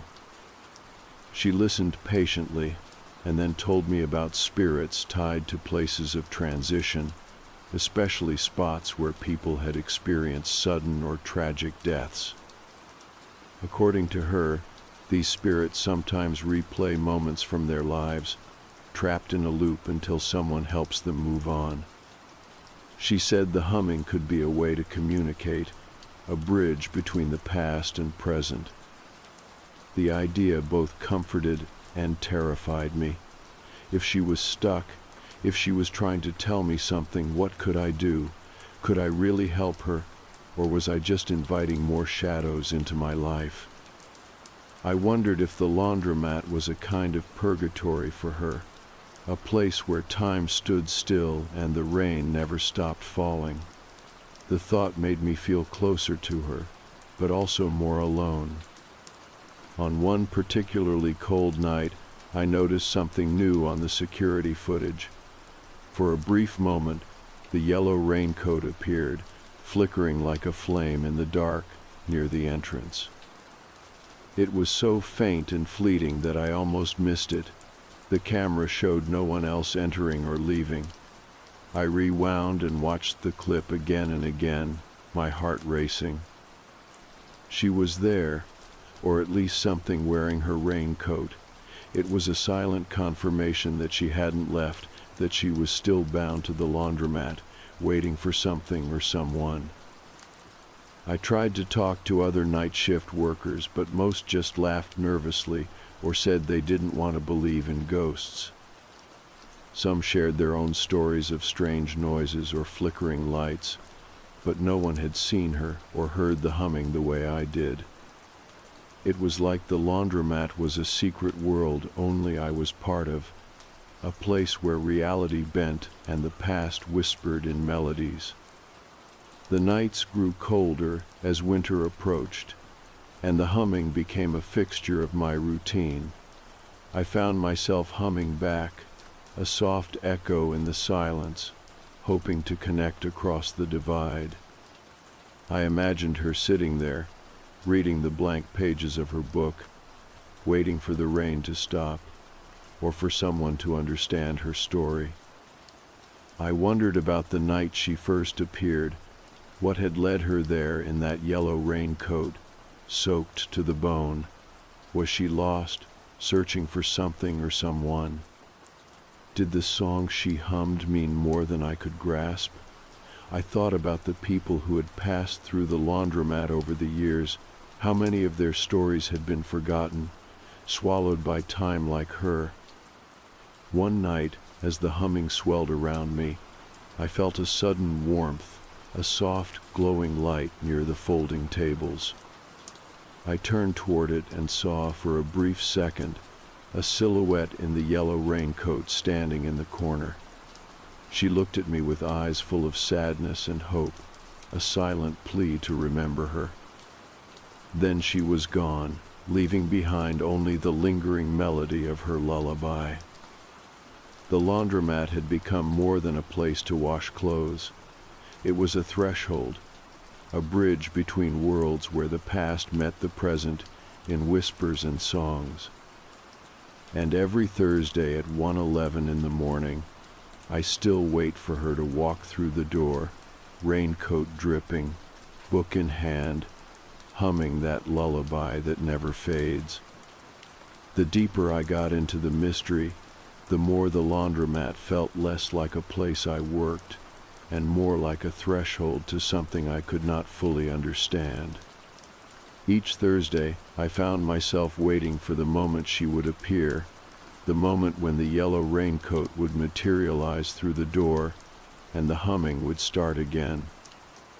Even when she did not show up, the lullaby seemed to seep from the walls and floors, filling the empty space with a presence that was impossible to ignore. It was a haunting that I could not shake, no matter how much I tried to focus on the mundane tasks of washing and folding clothes. I started keeping a small altar near the corner where she always sat. It was simple, a folded yellow scarf, a candle, and a small notebook where I wrote down everything I noticed. Each Thursday, I added something new, a pressed flower, a folded paper crane, a photo of the laundromat taken at dusk.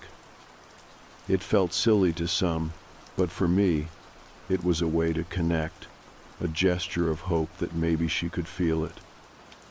Sometimes when I lit the candle, I swear the temperature in the room would drop, the flame flickering as if responding to an unseen breath. The humming became more than a sound, it became a kind of language. I would hum back, softly at first, unsure if I was making it worse or better. The lullaby was familiar but warped, stretched thin like a memory on the edge of fading away. Sometimes it seemed playful, other times desperate, like a call across a vast and empty space. I wondered if she was trying to reach me, to tell me something important she could not say with words. One night, I stayed after my shift ended, sitting alone in the laundromat with only the humming for company. I lit the candle on the altar and closed my eyes, letting the sound wash over me. Suddenly, I felt a soft touch on my shoulder, like a feather brushing my skin. I spun around, but no one was there. The room was empty except for the machines and the quiet hum of the air conditioner. I wanted to believe it was her, reaching out to say she was still there, but the doubt lingered like a shadow. I began researching the lullaby, trying to trace its origins. I found old recordings of folk songs and lullabies from the Pacific Northwest, songs sung by mothers to calm their children during storms.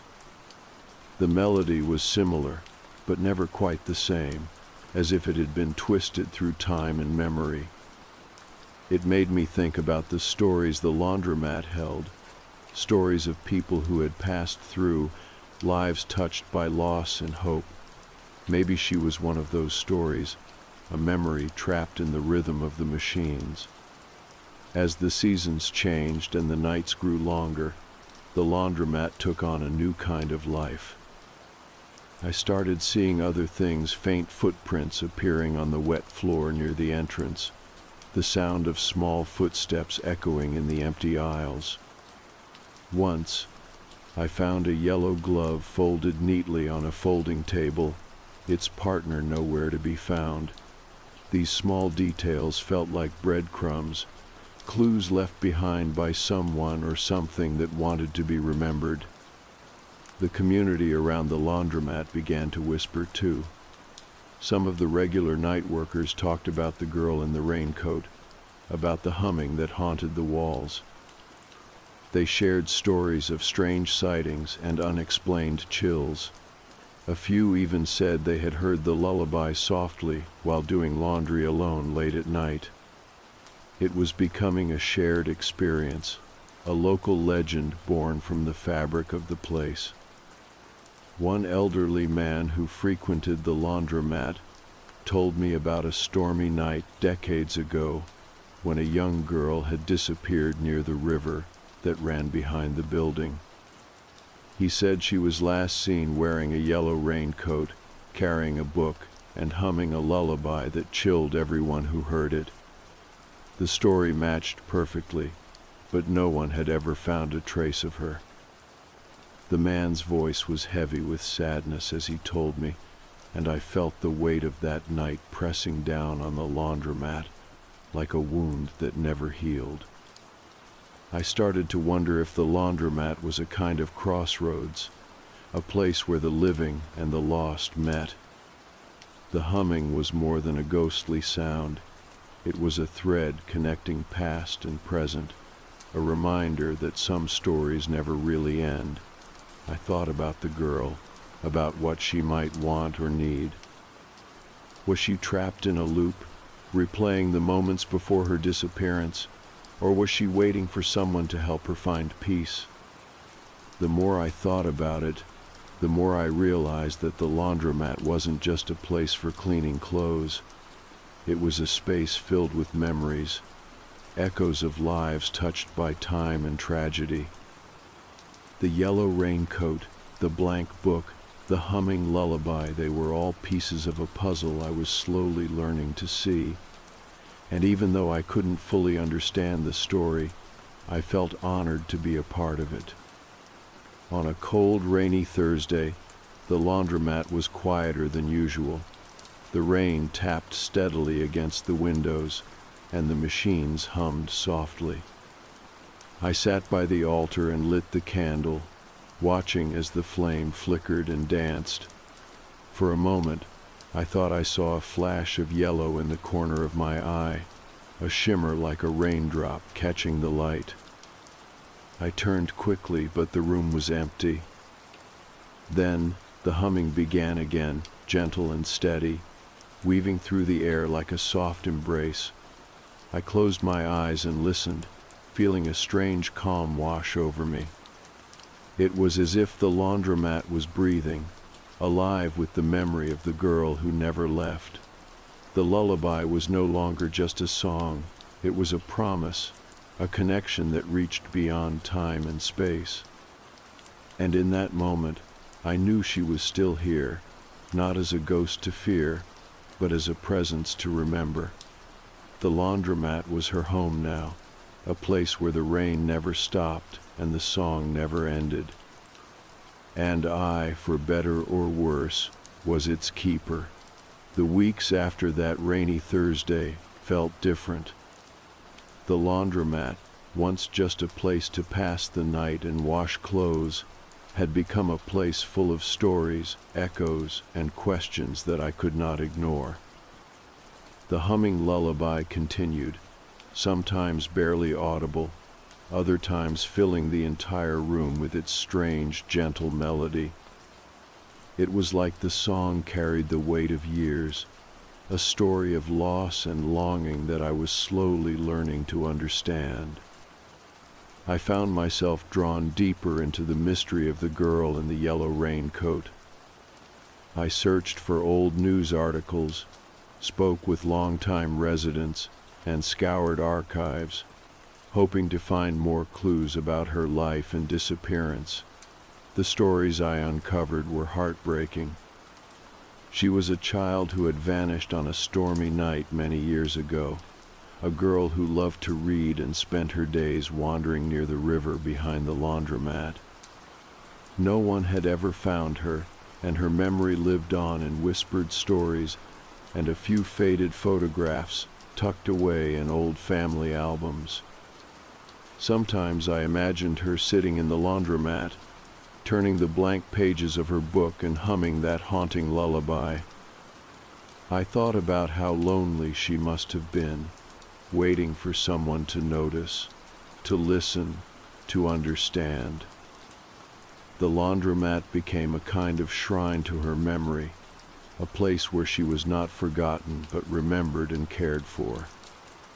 The humming seemed to respond to me, growing louder when I felt particularly alone, and fading when I was surrounded by others. It was like a fragile thread connecting us across time and space, a reminder that some bonds never truly break. I started to hum the lullaby myself, softly at first, then louder, hoping that my voice might reach her and offer some comfort. One night, the humming led me to the back room where the old machines were kept. The air was thick with the smell of damp metal and aged wood. As I stood there, the sound surrounded me, wrapping around me like a protective cloak. I felt a sudden rush of cold air and saw, just for a moment, the shimmer of yellow near the corner. It was as if she was there, watching, waiting, offering a quiet presence that both comforted and unsettled me. I took to leaving small tokens behind on Thursdays, a scarf, a book, a small bouquet of wildflowers picked from the edge of the riverbank. I hoped these gifts might reach her, might ease the loneliness of the place. Sometimes I found the gifts disturbed or moved, as if someone had touched them in the night. It gave me hope that she was still there, still connected to the world in her own way. The laundromat's other workers started noticing the changes too. Some talked about the strange feeling that hung in the air on certain nights, the way the lights flickered or the machines seemed to whisper. Others spoke of hearing a faint song when they thought they were alone. No one could explain it, but they all agreed the place was different, alive in a way that was both beautiful and eerie. I continued to study the lullaby, trying to trace its origins and meaning. It turned out to be a blend of old folk songs, melodies passed down through generations to soothe children during storms or times of hardship. The song's words were simple and soothing, but when hummed softly in the dead of night, it took on a haunting quality that stirred something deep inside me. I thought about the blank book she always carried. Maybe it was a symbol of the story she wanted to tell but could not, a silent plea to be seen and heard. The pages were empty, but in their emptiness was a kind of freedom, a space where memories and emotions could live without being trapped by words. It was a reminder that sometimes the most powerful stories are the ones left unwritten. As time went on, I realized the laundromat was no longer just a place of machines and cycles. It was a space where the past and present intertwined, where the living and the lost met in whispers and songs. The girl in the yellow raincoat had become a guardian of sorts, a presence that watched over the building and those who passed through its doors. Some nights I would catch glimpses of her flash of yellow, the soft rustle of fabric, the faint outline of a figure just beyond the edge of sight. Each time my heart would race, torn between fear and longing. I wanted to reach out, to touch her, to tell her she was not alone. But she always slipped away, leaving only the lingering melody of her lullaby behind. The laundromat had become a place of healing, a refuge where memories were honored and the boundaries between worlds blurred. It was a reminder that even in the darkest places there is light, and even in silence, there is a song waiting to be heard. I still work the night shifts, and every Thursday at 1:11, I find myself waiting, watching the door, listening for the soft hum of a lullaby that never fades. The girl in the yellow raincoat may never return in the way I hope, but she is there in the song, in the shadows, in the heart of the laundromat, and I will keep waiting, humming back and remembering. The nights grew colder as winter crept in, but the laundromat remained a strange beacon in the darkness, a place where the ordinary met the mysterious. Each Thursday, I found myself there at 1:11, waiting for the girl in the yellow raincoat, for that soft humming lullaby to fill the air again. The place was still, empty except for the hum of the machines and the flicker of the fluorescent lights, but beneath the surface it felt alive with a presence I could not see but deeply felt. It was as if the walls themselves remembered her, holding onto her song like a secret shared between us. That night, the air was thick with moisture, and the rain drummed steadily on the roof. I was alone, finishing the last load of laundry before closing up. The machines hummed rhythmically, their sounds blending with the soft patter of rain outside. I sat in the usual chair by the wall, the same spot where she would have sat. I closed my eyes and let the quiet wash over me. For a moment, I was somewhere else, somewhere where time did not move and the rain never stopped falling. Suddenly, the lullaby began soft and hesitant at first, then growing stronger, filling the laundromat with its gentle melody.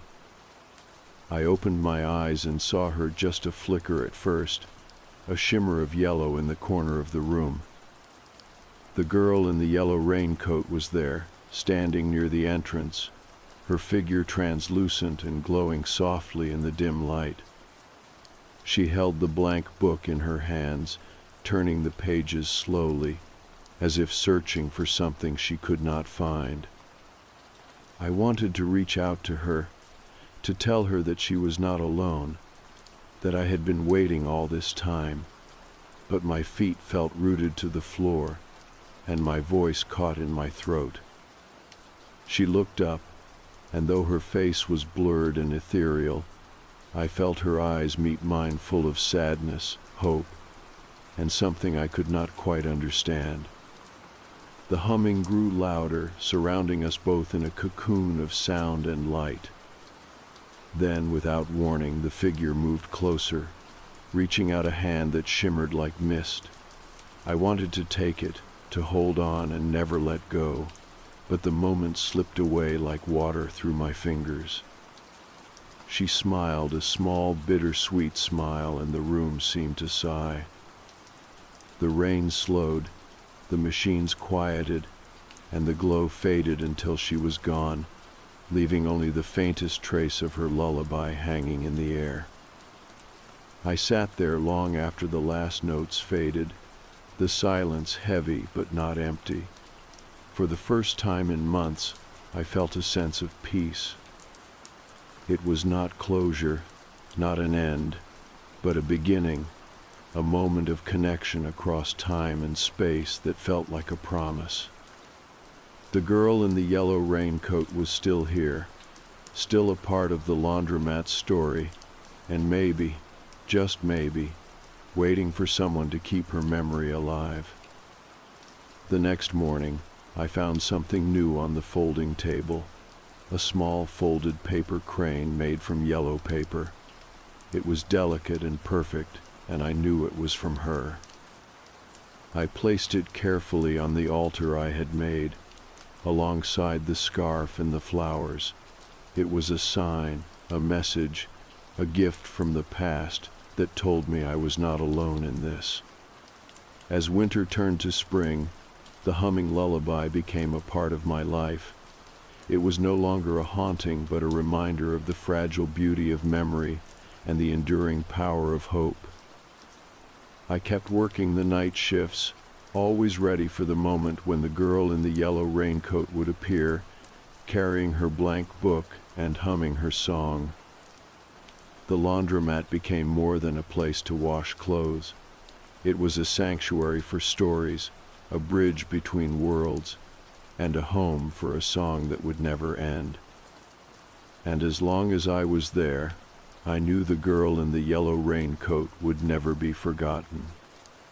Sometimes when the rain falls softly and the night is still, I hear the lullaby drifting through the air, a gentle, haunting melody that carries the weight of years and the promise of tomorrow. It is the song of a girl who vanished but never left, a song that lives in the heart of the laundromat, waiting for anyone willing to listen. And I will always listen. The laundromat had become a part of me, and I a part of its story. Every Thursday at 1:11, whether the girl in the yellow raincoat appeared or not, the place held a quiet expectation. That lullaby, the soft, haunting song that tied together time, memory, and loss, seemed woven into the fabric of the building itself. It was as if the laundromat and the girl were locked in an unspoken conversation, one I was privileged to witness. That final night began like so many others. The machines hummed steadily, the fluorescent lights flickered just slightly, and the rain drummed gently against the windows. I sat near the folding tables, a candle burning softly beside me, casting warm light over the worn floor. I was alone, save for the memories and the lingering presence that had come to mean more than just a ghost story. I listened carefully, waiting for the first notes of the lullaby. It came slowly, a whisper carried on the cold air, almost hesitant, as if unsure it would be heard. The melody wound through the room, wrapping around me like a soft embrace. I closed my eyes, letting the sound fill every part of me, drawing me closer to the invisible thread that connected past and present. Then, out of the corner of my eye, I saw it a shimmer of yellow, the faintest outline of a raincoat, delicate and ethereal.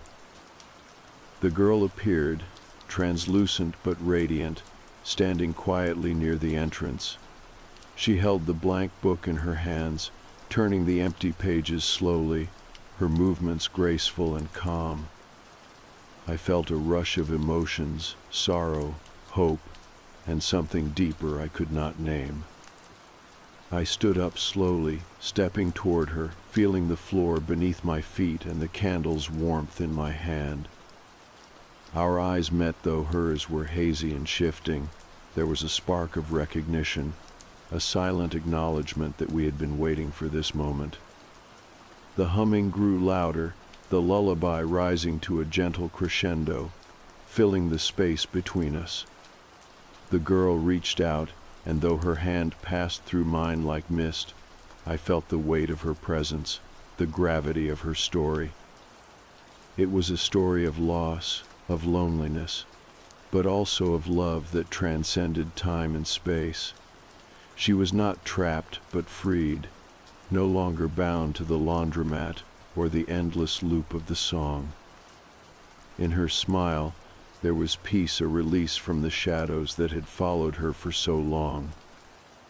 As the lullaby faded, the girl's form began to dissolve into the air, scattering like golden leaves caught in a breeze. The raincoat shimmered one last time before disappearing, leaving the laundromat quiet and still. The candle flickered gently, then settled into a steady glow, as if the room itself was sighing with relief. I sat back down, tears streaming silently down my face. I felt a profound sense of closure, a connection that had been forged through months of waiting, listening, and believing. The laundromat was no longer just a place haunted by a song. It was a sanctuary of memory and healing. The next morning I found a single yellow flower resting on the folding table. It was fresh, vibrant, and unlike anything I had seen before. I took it as a gift, a sign that the girl's story had reached its end, but also that it lived on in the hearts of those who remember, and in the soft hum of the laundromat's machines. From that day forward, the humming lullaby became a quiet comfort rather than a haunting echo. I continued to work the night shifts, carrying the memory of the girl in the yellow raincoat with me, honoring her story by sharing it with anyone who would listen. The laundromat had become a place where the past and present met, where stories were told without words, and where love endured beyond the bounds of time. Sometimes when the rain falls gently and the night is calm, I still hear the faintest notes of that lullaby, a reminder that some songs never truly end, and that every story deserves to be heard. At first, I thought maybe I had just forgotten. I was tired. The day had been long, and I wasn't exactly known for being super organized.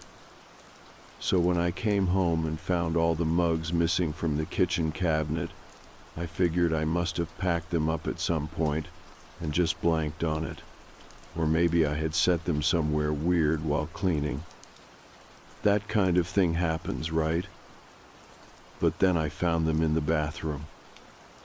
Not broken, not stacked in the sink, just lined up neatly along the edge of the tub, every single one of them, handle facing out, spaced evenly apart, like someone had measured the gaps between them.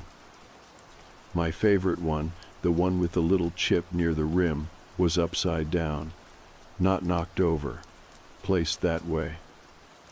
It was such a stupid thing to be unnerved by, but something about it hit me wrong.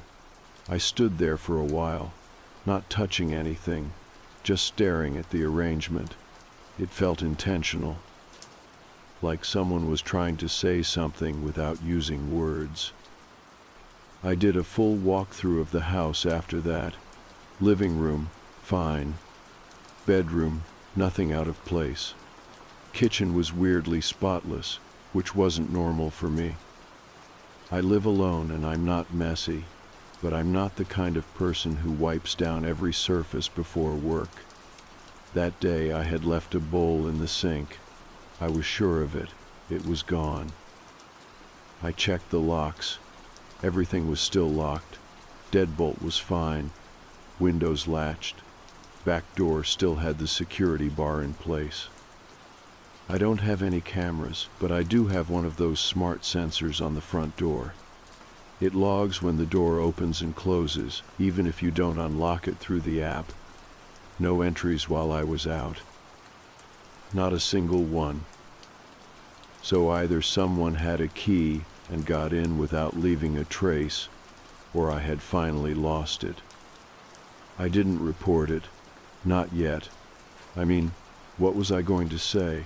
Someone broke in and moved my coffee mugs to the bathtub. That's not a crime, that's just weird. The kind of thing that gets you a polite smile and a post-it note on a file that says, "Watch for psych evil." I put the mugs back, all of them, didn't even wash them, just set them in the cabinet and told myself to let it go. The next few days were normal, too normal, like the house was holding its breath. I'd come home, half expecting something else to be off, but everything was where I left it, keys on the hook. Mail on the table, nothing out of place. Then it happened again. I came home from work and opened the fridge to grab a drink. That was when I saw it. Every shelf was full. Not with my food, not even close. There were plastic containers stacked on top of each other, all unlabeled. Bags of produce I don't eat, radishes, beets, something that looked like raw squash but felt too soft. A pack of eggs that were a brand I had never bought, cartons of some grayish drink that had no label at all, just a white cap and a plastic seal. The drinks creeped me out the most. I threw everything away, didn't even check the expiration dates. I just opened a trash bag and dumped all of it. I wiped down the shelves, double-checked the lock on the back door, and stood in the middle of the kitchen trying to slow my breathing. Nothing stolen. Again. Nothing broken. No signs of entry, no sounds. Just a fridge full of food I didn't recognize. I called the non-emergency line and explained the situation as calmly as I could. I kept my voice steady, gave the address, asked if anyone else in the neighborhood had reported anything weird. The officer I spoke with was polite, but I could hear it in his voice, that careful tone people use when they are trying not to call you crazy. He asked if I had roommates. I said no. He asked if I had given anyone a key. I said not in over a year. He asked if I had maybe forgotten about a grocery delivery. I laughed, and it sounded wrong coming out of my mouth. He told me to keep an eye on things and to call again if it escalated. That night, I found the note. It wasn't taped anywhere obvious. It was inside the mirror. Not behind it, inside it, pressed between the glass and the backing, like someone had carefully peeled back the edge, slid the paper in, and sealed it again. The note was small, white, folded once, no handwriting on the outside. Inside it said, "We live differently." No name, no explanation, just that. I slept with the lights on that night. Not all of them, but enough. A lamp in the hallway, one in the living room. I checked the attic hatch 3 times. I don't even know what I was looking for. Just needed to know it was still sealed. I dreamed that someone was rearranging all the furniture while I slept. Not moving it exactly, just nudging it, an inch here, an inch there. Just enough that I would wake up and feel like something was off but not be able to name it.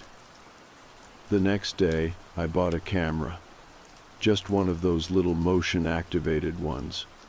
I set it up in the kitchen, pointing toward the hallway and the back door. I told myself that if it happened again, at least I'd have proof. But nothing happened for a while.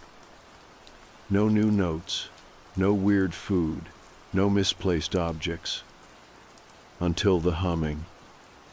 I woke up around 4 in the morning. I wasn't sure why at first, just that something had pulled me out of sleep. The room was quiet. My phone showed no alerts, no motion on the camera. Then I heard it. Faint, just above me. Someone humming. A low, rhythmic sound. Not a song I recognized, no melody, just that soft, steady hum. It was coming from the attic. I stood there in the dark, listening, heart pounding, the air in the room suddenly colder. And when I finally got the courage to check the hatch, I saw them. Bare footprints, leading away from where I sleep. I didn't go up there right away. The attic, I mean. I know how that sounds. You probably think I should have rushed to check it out the second I saw the footprints. But I didn't. I stood on the stepladder, hand on the hatch, and I just stared at them. Those faint, bare outlines in the dust. No shoes, no socks. Just toes, heels, arches. Almost like a kid's size, but not quite. Longer. The prints were dry, no mud, no streaks. Just impressions, soft and shallow, as if whoever left them had been walking slow, careful. They led away from where my bed was, down the beam that ran above the hallway ceiling. They stopped right before the corner turned, where the ductwork would make it hard to pass. I didn't go any further. I closed the hatch, not fast, not dramatic, just slow and deliberate, like I thought slamming it would set something off. I stepped down and moved the ladder out of the way. Then I dragged the heaviest chair I had into the hallway and set it directly underneath the hatch, like that would stop anything. I didn't sleep. I just sat in the living room with the lights on, every lamp and bulb glowing, and waited for morning. I didn't check the camera footage until after sunrise. I kept thinking about what I would see. Someone crawling out of the attic in the middle of the night, walking barefoot down the hallway, standing over me while I slept. But the footage was clean. Nothing but stillness. The hallway light didn't even flicker, no movement, no sound. And yet the footprints were real. I cleaned them up around 8. I used a damp rag and wiped the dust back into place, part of me hoping it would stay untouched, that if it really was just one weird, awful moment, it would be over now. It could be over. I checked every vent, every crawl space, every closet. Even though I knew it was useless, I knew I wouldn't find anything, but I needed to feel like I was doing something. Around noon, I called my friend Kayla. She's the kind of person who knows when not to make fun of you. She picked up on the first ring, and I didn't ease into it. I just told her everything. From the mugs to the fridge to the note to the footprints. She was quiet for a while after I finished. Then she said, "Are you sure someone's not messing with you?" I told her I didn't know what I was sure of anymore. She offered to come stay the night, just to make sure I wasn't imagining things. I said yes. That evening, she showed up with a sleeping bag and 2 thermoses of tea. She looked around like she was expecting things to jump out at her. I guess I don't blame her. Once you tell someone there are notes hidden in your mirrors and footprints in your ceiling, they look at your house differently. We sat on the couch and tried to distract ourselves, put on a movie, ordered food, talked about dumb stuff. She asked if I had enemies. I laughed, even though it wasn't funny. I work from home. I keep to myself. I don't even really use social media anymore. My world is small by design. Nothing happened that night. No humming, no movement, no new notes. When we checked the attic hatch the next morning, it was undisturbed. Dust still clean, no new prints. She stayed one more night just to be sure. Still nothing. When she left, she gave me a look like maybe it really was just a fluke. Maybe a neighbor with a key playing some elaborate prank. Maybe a wiring issue making noises in the walls. All the usual explanations. But I saw it in her face too, that tiny doubt, that little whisper of unease that said maybe not. The next few days were quiet. But then the changes started again. Not big ones, just subtle stuff. A dish I hadn't used in a while would suddenly be wet in the drying rack. My toothbrush moved half an inch. A single sock laid flat on the hallway floor, perfectly centered like it had been placed with intention. One morning, I found a folded towel on the couch, not mine. Different texture, different color, no tag. Just sitting there like someone had come out of the shower and forgotten to bring it back. The worst one was the closet. I opened it one morning to get a hoodie, and every piece of clothing had been turned inside out, not just thrown around. every single one, neatly reversed and hung back up. I stood there for a long time, touching the sleeves, trying to figure out how long that would even take. That was when I started hearing it again. The humming. Not every night, but sometimes, low and steady, from the attic. Never loud, never aggressive, just present, like someone passing time, waiting. I started leaving the lights on again. I moved the camera to face the hallway more directly. I even bought another one and aimed it at the attic hatch.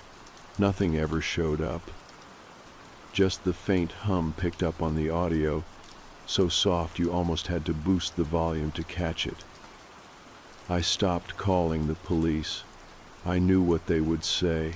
I stopped telling friends. I knew how they would look at me.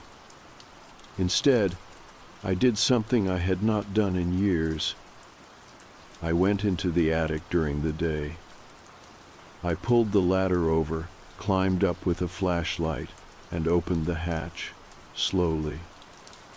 It was mostly what you'd expect: insulation, old boxes, some ductwork, a few plastic storage bins I had not touched since moving in. But something had changed. Someone had swept a clear path across the beams, dust brushed away, footprints overlapping, some small, some longer, like more than one person had been up there. And at the far corner, tucked between two beams, was a book. Not one I recognized. No title on the spine, just a faded brown cover, cracked at the edges. I didn't touch it. I just stared at it, flashlight trembling slightly in my hand. Because even from a few feet away, I could see what was written inside the front cover. It said, in neat pencil handwriting, "This house knows how to keep company." I didn't bring the book down right away. I closed the attic hatch and sat on the top step of the ladder for a long time. The light was still on in the hallway, but it felt like something had dimmed anyway. My arms felt heavy. I didn't know what to do with them. I kept picturing that handwriting, those 5 words written so calmly. This house knows how to keep company. Not welcome, not safe, not haunted, just company. I finally climbed down and put the ladder back. I didn't talk to anyone that day. I didn't go online. I didn't even eat. I just sat on the floor next to the wall outlet with my phone in my hand and the camera feed open, watching the attic hatch for hours like it might twitch. It never did. I went back up the next morning. Something about the daylight made it feel more manageable. Still not good, but less unreal. I brought gloves this time, a mask too, even though the air up there was already thin and dry.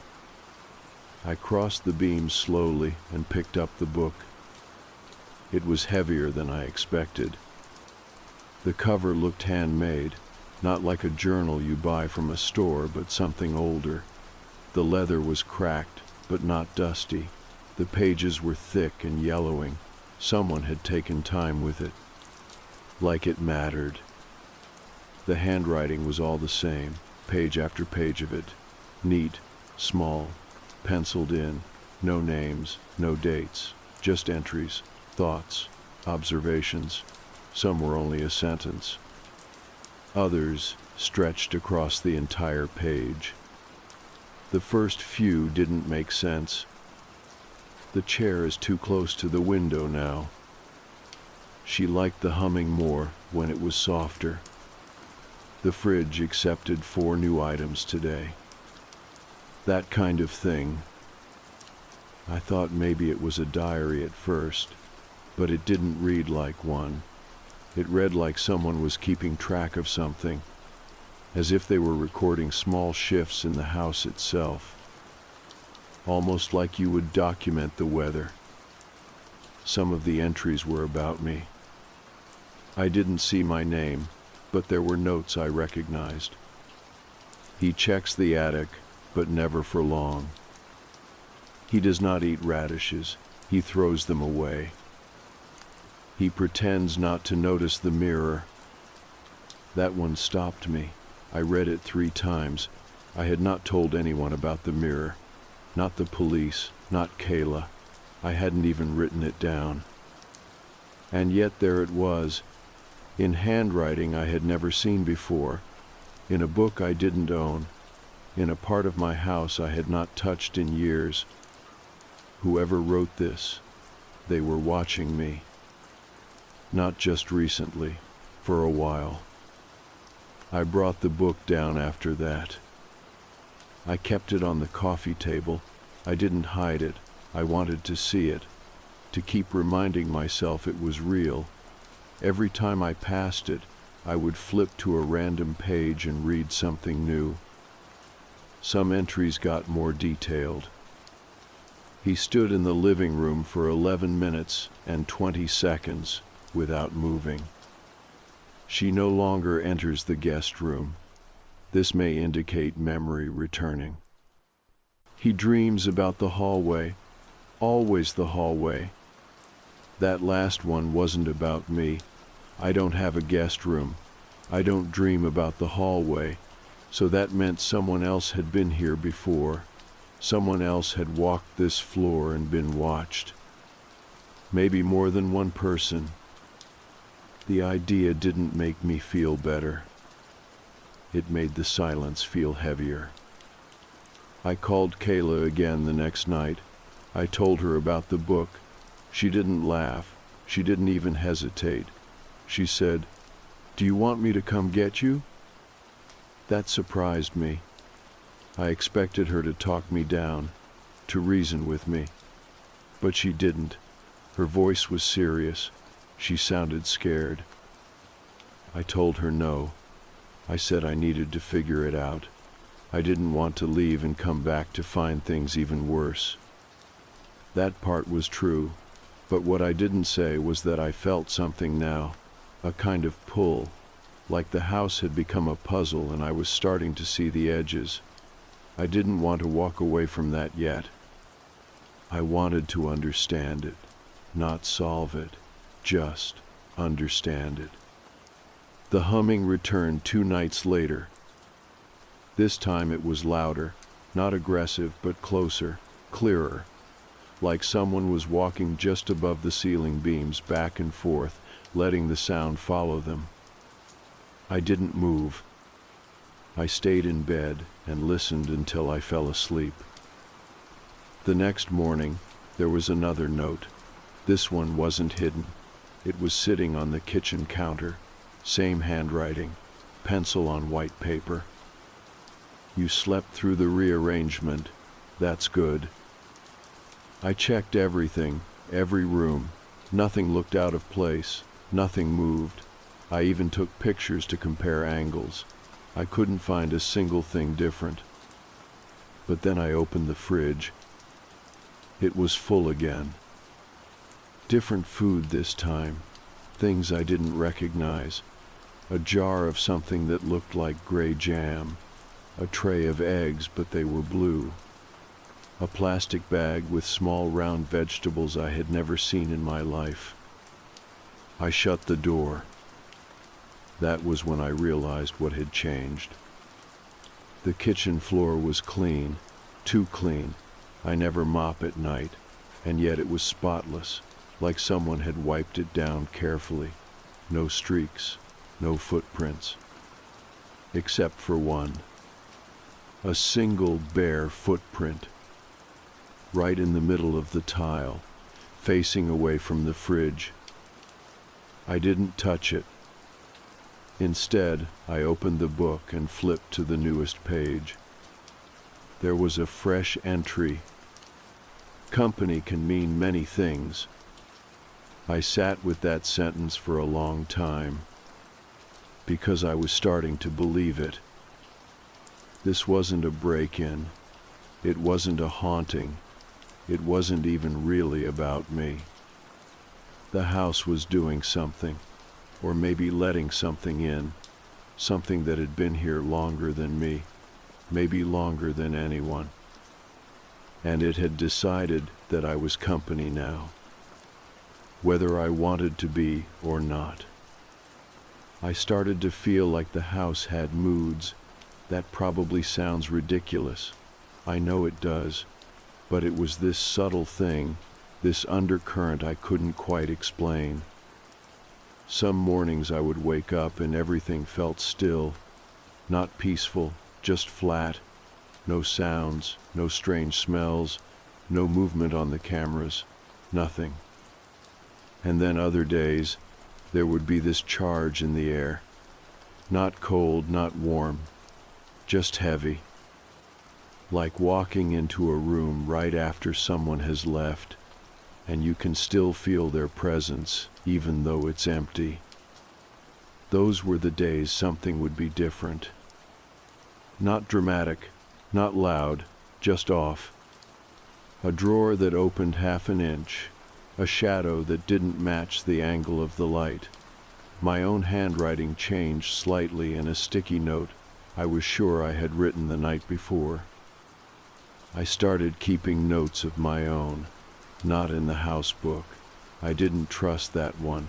I used a separate notebook, one I carried with me when I left the house. I'd write down every change I noticed. When it happened, what was moved, whether the fridge was full again, whether I heard the humming. I looked for patterns. There weren't any. Nothing repeated. The events didn't match the days of the week, or the weather, or the time I went to bed. The only thing I noticed was that it seemed to happen more often when I was calm. That was the one consistent thing. If I had a good day, if I watched a movie and almost forgot to feel scared, something would shift overnight, like the house didn't want me too comfortable, like it needed to remind me it was paying attention. Kayla called again. She asked if I wanted to stay with her for a few days. I told her I couldn't. I didn't give a reason. Just said I couldn't leave right now. That wasn't entirely true. I could have left, but I didn't want to.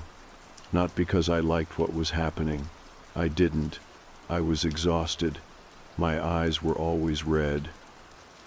My hands were shaking more often than not, but I had the sense that if I left without understanding this, something worse would happen. Not to me, to the house.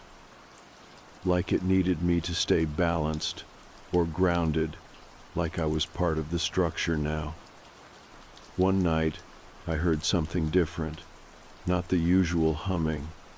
This was quieter, but more specific. It was a voice. I couldn't make out the words. They were just beneath the surface, like a conversation through a thick wall, but it wasn't a recording. It was too uneven, too real. I sat on the couch and listened for nearly an hour. The sound never moved. It came from above, the attic again. Eventually it faded. When I checked the hatch the next morning, it was closed tight. But the footprint on the kitchen floor was gone. No smudge, no dust, no sign it had ever been there. The fridge was empty again. That day, I read more of the house book. I flipped toward the end, past the entries about me and others, and found a page that was different from the rest. It was a list. Just names, first names only, dozens of them. None of them were mine. None of them were Kayla's. I didn't recognize a single one. Next to each name there was a small mark. Some had check marks, others had slashes. A few had little circles drawn next to them. No explanation for what the marks meant. At the bottom of the page was a final note, written in slightly darker pencil. Some stayed. Some tried to change the rhythm. Some left the door open too long. That line stuck with me all day. I kept reading it over and over again, trying to figure out what it meant to leave the door open too long. What door? Was it literal? Was it something else? That night, I sat in the hallway under the attic hatch. I brought the notebook, not the house book, mine. I turned on the recorder on my phone and let it run while I sat there. No questions, no prompts, just silence, a blank space in case something filled it. For the first hour, nothing happened. But then, softly, the humming started. Same rhythm, same tone. This time it felt closer than ever, like it was sitting right above me. I didn't speak, I didn't move. Then I heard a creak, one soft board shifting, and then my name. Not loud, not whispered, just spoken, calm, like a parent calling from the next room. I froze, my legs locked in place. My hands were gripping the notebook so hard the corners started to curl. It only said my name once, then silence again, then the humming returned. I stayed there until the sun came up. When I checked the attic that morning, the book had been moved. It was now sitting directly under the hatch right in the middle of the floor with a new page open. The entry was simple. He sat with us tonight, he heard, he stayed. That was it. No signature, no name. I still don't know who us refers to. I don't know if it means the house or the voice or whoever is leaving those notes, making the food, humming. But I do know this. I was not alone anymore. And maybe I never had been. Maybe the house had been waiting for someone to pay attention, someone to listen, someone to stop reacting and just sit still long enough to hear what it had been trying to say. And I had done that. I had stayed.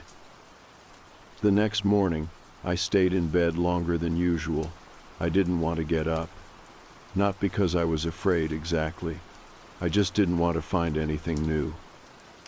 I felt like I had crossed into a quiet agreement with the house, and if I kept the rhythm slow, maybe things would stop shifting so suddenly. But eventually, I got up. I walked through each room slowly. Nothing was out of place. No new items in the fridge. No pages added to the house book. The humming was gone. The air felt still, almost expectant, like something was waiting for me to react. I didn't. I made coffee. I sat in the same chair I always did. I opened my notebook and just started writing. Not about the changes, not about the attic. I wrote about old memories, places I had lived before, apartments where things never quite fit right. A dorm room in college, where the closet door never stayed closed, no matter how many times I pushed it shut. A short-term rental I stayed in for 3 months that always smelled like lavender, even though I never used anything scented. I don't know why I wrote those things down. It just felt important, like maybe I had missed the earlier signs, like the house had been echoing toward me for longer than I thought, and I had not heard it clearly until now. Around mid-afternoon, I checked the attic again. The book was still there, right under the hatch where I had left it. I stood on the ladder and read the last few entries again, just to be sure I hadn't imagined them. He sat with us tonight, he heard, he stayed. Still there, pencil slightly smudged from my fingers the night before. I finally picked the book up and brought it down. I don't know if that was the right move. I placed it on the coffee table again, flipped a few pages ahead and found something new. Another list. This one shorter. Only 4 names. My name was the last one on it. Next to each name was a date. The first 3 were old. One from 20 years ago. One from 8. One from just last year. Next to my name was a blank space. No date, no mark. I stared at that for a long time. I started thinking about the others again, the ones mentioned in earlier entries, the people who had lived in this house before me, or maybe stayed in it. I still don't know if those names were tenants, guests, or something else entirely. I did some digging that night, looked up the property history. The records were thin, just a few names listed over the past 50 years. Not unusual, but somehow that felt like part of the problem. Too neat, too quiet. I found one name that matched the list, a woman who had owned the house in the late 90s. No online presence, no obituary, nothing beyond a single line and a scanned deed transfer. The trail just stopped. The more I looked, the more I realized this house had gaps, holes where there should have been information, notes, paper trails, but there was nothing, just silence. Around midnight, the humming started again. This time it was slower, almost soft enough to mistake for a low fan or a faraway radio, but it was the same pitch, the same rhythm. I didn't sit in the hallway this time. I stayed on the couch. I opened the house book again and found a fresh entry already written, though I had not heard anyone moving. It just appeared. He is learning the shape of stillness. I didn't know what that meant, but I felt it. I had stopped reacting. I had stopped resisting. I had stopped treating the house like it was broken. And in return, the house had started speaking more clearly. That same night, something new appeared on the kitchen table. A folded piece of paper, thicker than the ones used for the other notes. This one was a different kind of paper, smooth, clean, like resume paper. Inside was a map. It was hand-drawn, a layout of my house, rooms labeled in pencil, not the way I label them, not bedroom or bathroom. They had other names. The room I slept in was labeled Chamber of Delay. The kitchen was called the Offering Place. The hallway was the Listening Path. The attic had no label. There was a small symbol drawn over the attic space, a circle with a line through it. At the bottom of the page, in the corner, was one sentence. Every rhythm ends in stillness. I placed the map next to the house book. That night I did not check the cameras. I didn't need to. I already knew what they would not show. The next morning I woke up feeling different, not well rested, not exactly calm but focused, like I had reached the edge of something and needed to make a choice. I opened the fridge. It was full again. This time the items were different, more familiar.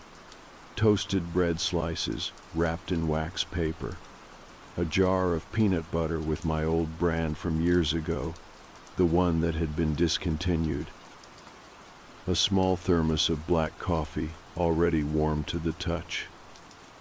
Everything was arranged neatly, with care. I sat down at the table and ate. It felt like an offering. Not to me, from me. Like the house had taken something I didn't realize I was willing to give, and had made a space for it. I didn't question it. I just let the rhythm keep going. I didn't know what came next, not exactly, but I had already stayed longer than the others, and the house knew that. It had written me in. The day it stopped completely. No warning, no message, just silence. I woke up to the same room, same light coming through the blinds, same blanket half kicked off the bed, but I knew before I even stood up that something had changed. The air didn't feel pressed down anymore. The humming, which had always lingered like a hum in the pipes or a memory in my ears, was just gone. Not faded, gone, like it had never been there to begin with. The fridge was empty again. The book was gone. So was the map. I searched every room. I checked the attic. I moved boxes, reached into the insulation, tapped on every beam. Nothing, not even dust out of place, just a normal attic. Still, quiet, untouched. It wasn't just that the items were gone. The feeling had shifted. The rhythm I had been living with, the strange heartbeat of the house, had stopped. And I was still here.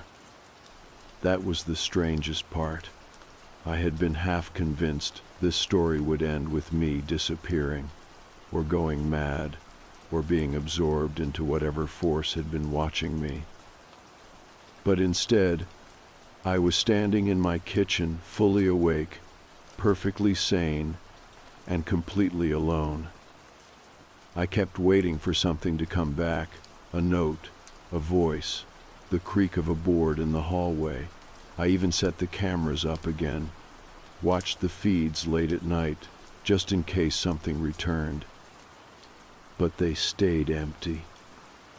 I made my coffee, ate real food again, went outside for the first time in weeks without feeling like I was stepping away from something unfinished. I even slept through the night. No dreams, no shadows. At first, I thought maybe I had passed a test, that I had survived something, endured it long enough to be released. But the more I sat with that idea, the more wrong it felt. It hadn't been a test. It had been a process. And it was over. I still don't know what exactly it was, not in any concrete way, but I know what I saw, what I felt, what I experienced. I lived inside a pattern that reshaped my understanding of space, time, and presence. I was part of something, briefly, fully, quietly. And then it moved on. I checked the attic hatch one last time about a week later. There was a faint fingerprint on the underside. Just one, smudged, too small to be mine. I didn't clean it. I just let it be. I started going outside more, seeing friends again. I even stayed over at Kayla's place for a weekend. She didn't ask too many questions. She could tell something had lifted. At one point she turned to me and said, "You look clear." It was the right word, not happy, not relieved, just clear. I didn't explain the details to her, not because I didn't trust her, but because I didn't think it would translate. This wasn't a ghost story. It wasn't a haunting. It wasn't about fear. It was about proximity to something I still don't have a name for. She let it be, and so did I. I kept the house. I thought about selling it. I even met with a realtor once. But walking through it again with someone else pointing at things and asking questions felt wrong. I realized I didn't want to leave it behind. Because the house had changed me. Or maybe just revealed something that was already there. I think about that a lot now. How much of us is built by what we live around, what we listen to, what we let in, and how quiet that process can be. I found a new notebook recently. It was sitting on the back steps when I got home from work, wrapped in brown paper, unlabeled. Inside were blank pages. Just that. No names. No notes. No maps. But the paper felt familiar. Same thickness, same slight texture, same faint pencil scent. I haven't written in it yet. It doesn't feel like mine to write in. Not yet. I leave it on the coffee table, the same place the old book used to sit, and every now and then I flip it open to a random page, still blank, always blank. But I check anyway, because I know how this works now. If something changes, it won't be loud. It will be subtle. A new smell in the hallway. A plate turned half an inch to the left. A name added at the edge of the page. I don't fear it anymore. Whatever lived here, or passed through here, or spoke through walls and silence and humming, it did not want to hurt me. It wanted to make space. And in return, I made space back. I live quietly now, more intentionally. I clean the floors more often. I open the blinds every morning, even if I don't feel like it. I make tea, even if I don't drink it. Sometimes I leave the back door open for a few minutes longer than I need to. Not to invite something in, just in case someone is listening. Because I think maybe that's what the house needed all along. Someone to notice, to stay long enough to learn its rhythm, to live differently, as the note once said. I understand that now, and I think that's why it left. Because it didn't need to stay once it was understood. I don't expect it to return. But if it does, I'll be ready. Not to run, not to fight, just to listen, to sit still, and pay attention. I adopted her a week ago, a quiet, gentle dog with soft brown eyes and a coat that felt like worn velvet. The shelter had named her Daisy, but I started calling her Luna. It seemed to fit. She was calm, watchful, and had a way of moving that reminded me of moonlight slipping through clouds. The first few days were uneventful. She followed me from room to room, always at a respectful distance. She didn't bark, didn't whine, didn't chew on furniture. She ate her meals slowly, as if savoring each bite, and slept curled up at the foot of my bed. I began to think I had lucked out, that maybe this was the start of something good. Then, on the 7th night, everything changed. It was around midnight. I was in the living room reading a book when Luna stood up abruptly. Her ears perked, and she stared down the hallway toward the closet.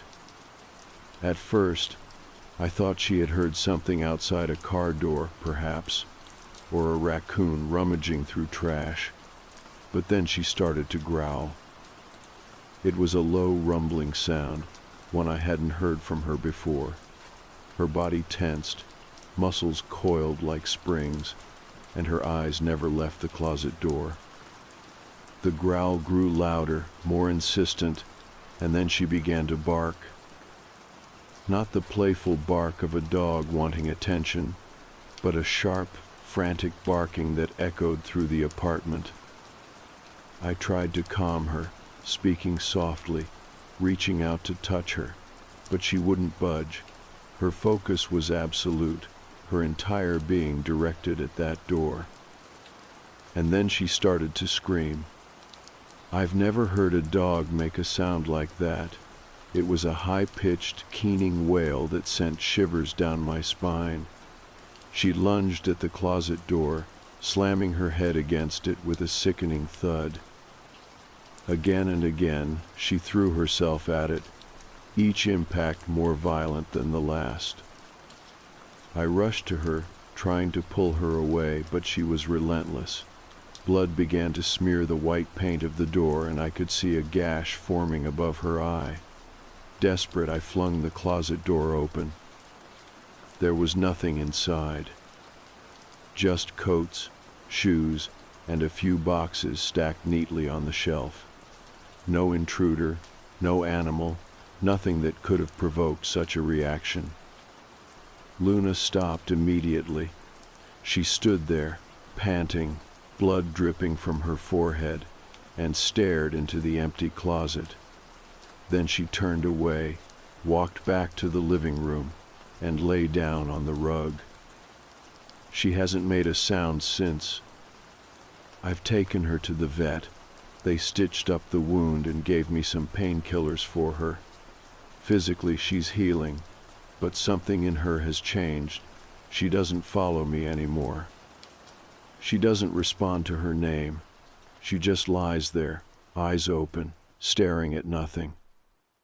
I've tried everything, treats, toys, gentle coaxing, but it's like she's not there. Like whatever she saw, whatever she experienced, took something from her. I don't know what to do. I've started sleeping with the lights on. I keep the closet door open now, as if to prove to both of us that there's nothing to fear. But sometimes late at night, I catch her glancing toward it, her eyes wide and unblinking. I wonder what she saw. I wonder if it's still there. I wonder if it saw her first. The vet said she was fine.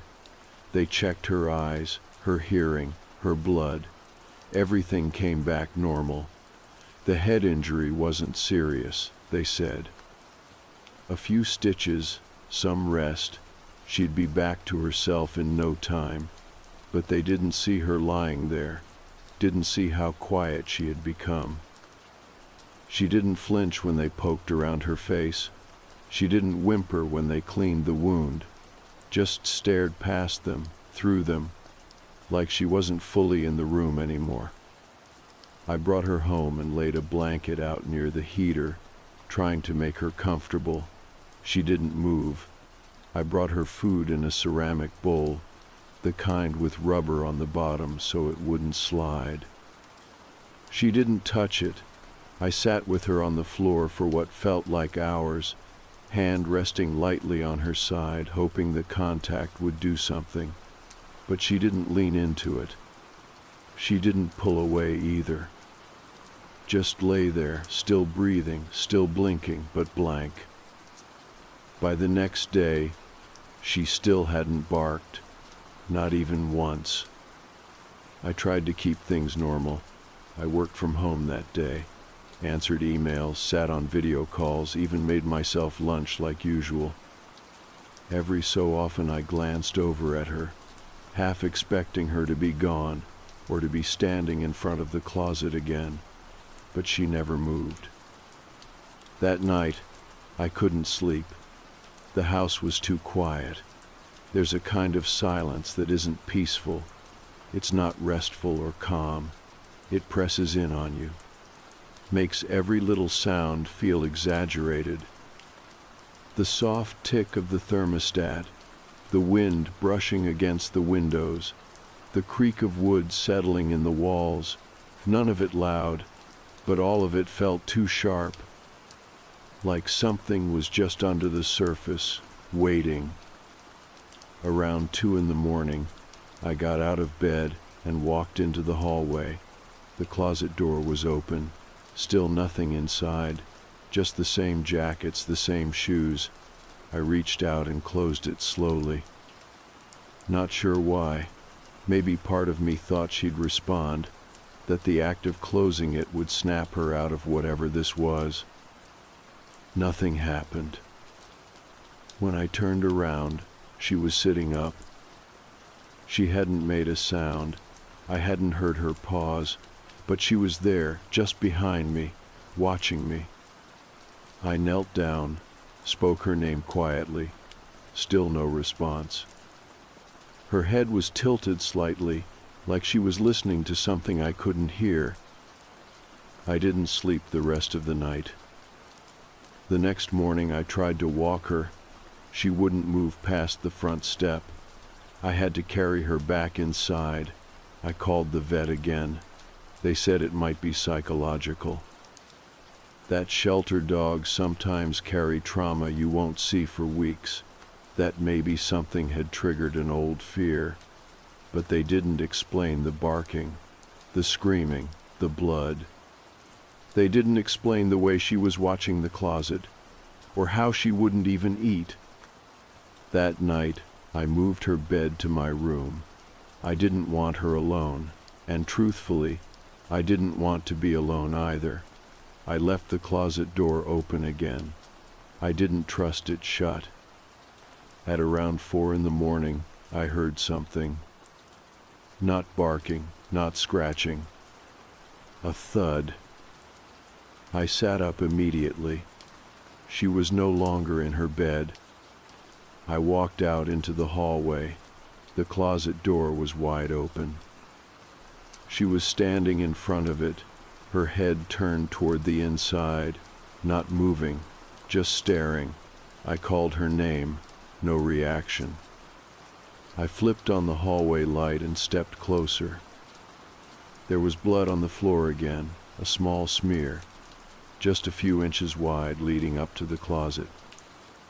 I checked her head. The stitches were intact, no new wound, but the blood was fresh, still glossy in the light. There was nothing inside the closet. I checked every inch, pulled out the coats, opened every box, moved my shoes, just wood and dust and old receipts. Still, she wouldn't move.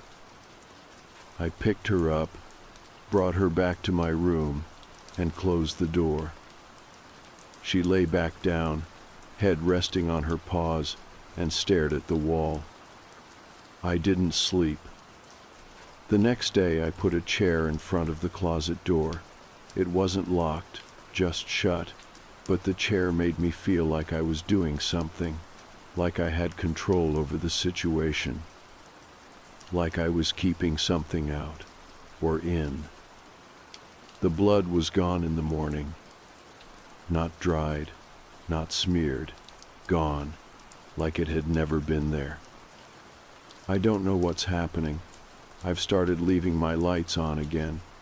I've started checking every window before bed, even though I know this isn't coming from outside. It's in the house. And I don't mean that in some dramatic way. I mean it in a practical, grounded way. Whatever this is, it's not about ghosts or demons. It's about something real, something that's here. Something she knows and I don't. She hasn't barked in 5 days. And now, when I walk past the closet, I find myself holding my breath, just in case it hears me. I kept waiting for her to come back to herself. I thought maybe one day I'd wake up and she'd be sitting by the door again, tail flicking, ears perked up, waiting to be let out. I imagined hearing her soft little huff she used to make when she wanted a treat, but she never did. Every day was the same. She lay near the radiator or under the table, silent and still, like she was listening to something I couldn't hear. By the end of the week, I was avoiding the hallway. I kept all the lights on in the main room, and even moved my coffee and breakfast into the living room. I pretended I was just mixing things up, but really I didn't want to walk past that door again, even with the chair in front of it, even knowing it was just a closet. Something about that space felt wrong now. I tried to tell myself it was all stress, that maybe I'd taken on too much lately. Work had been rough. Moving into a new place had me constantly on edge. Maybe I was just feeding off her behavior. Or maybe she was feeding off mine. It became this endless loop. She was tense, so I was tense, and the more I tried to fix it, the worse it got. I told a friend about it. I didn't go into all the details. I didn't talk about the screaming or the blood or the closet. I just said she had changed, suddenly, and that I was worried. He suggested a behaviorist, said it might be trauma from her previous home. That made sense, but something about it still didn't feel right. I felt like I was lying just by agreeing. The behaviorist came on a Friday afternoon. She was kind, calm, gentle with her words and her movements. She sat down near Luna, spoke in soft tones, and didn't force contact. She spent about an hour in the apartment, asking questions about the adoption, the layout of the place, the routines we had developed. She wrote things down in a small notebook. At the end, she stood up and looked toward the hallway. "She's avoiding that door," she said. "Not a question, just a statement." I nodded. Yeah, that's when it started. She was barking at it. Then she hurt herself. She didn't say anything for a long time, just stood there, staring at the closed door. "Do you keep anything in there she might have reacted to?" she asked. I told her it was just coats, shoes, boxes. No cleaning supplies, no chemicals, nothing with a strong smell. I shook my head. Nothing like that. She walked over, gently moved the chair, and opened the door. We both stared inside. It looked exactly the way it always had, dim, a little dusty, nothing out of place. She stepped in and looked around, then reached up and pulled the chain for the overhead bulb. It flickered on. A weak yellow light filled the small space. She crouched down, ran her fingers along the baseboards, then stood and looked at the ceiling. When she came back out, she closed the door carefully and turned to me. "She's scared of that space," she said. "I don't know why, but something happened there, something that set her off." I asked her if she thought it could be a scent, or maybe a sound. Dogs hear things we can't. That's what everyone says. "Could be," she said, "but if it was just a sound, she'd have gone back to normal by now. This looks more like memory. Something triggered her, and she's stuck in it." "Stuck?" She nodded. "It happens, especially in dogs that have been through trauma. It's like a switch flips, and they can't switch back. They're frozen." "Can I fix it?" "Maybe, but not by forcing it. You'll have to let her lead." I didn't know what to do with that. Let her lead where? After she left, I sat on the floor next to Luna again. I kept hoping maybe she'd snap out of it. Maybe just hearing a new voice had jolted something loose. But she didn't move, didn't blink. She just watched the shadows shifting on the floor, like they meant something I couldn't understand. That night I left the closet door open again. I sat on the couch until late, lights off, just waiting to see what she would do. Nothing happened. But just before I turned in, I noticed something strange. One of the coats inside the closet had moved. It was swaying slightly, just a few inches, like it had been touched. There was no draft, no windows open. I got up, heart pounding, and slowly walked down the hallway. I stopped in front of the open closet and stared inside. The coat was still now. I reached out and touched it.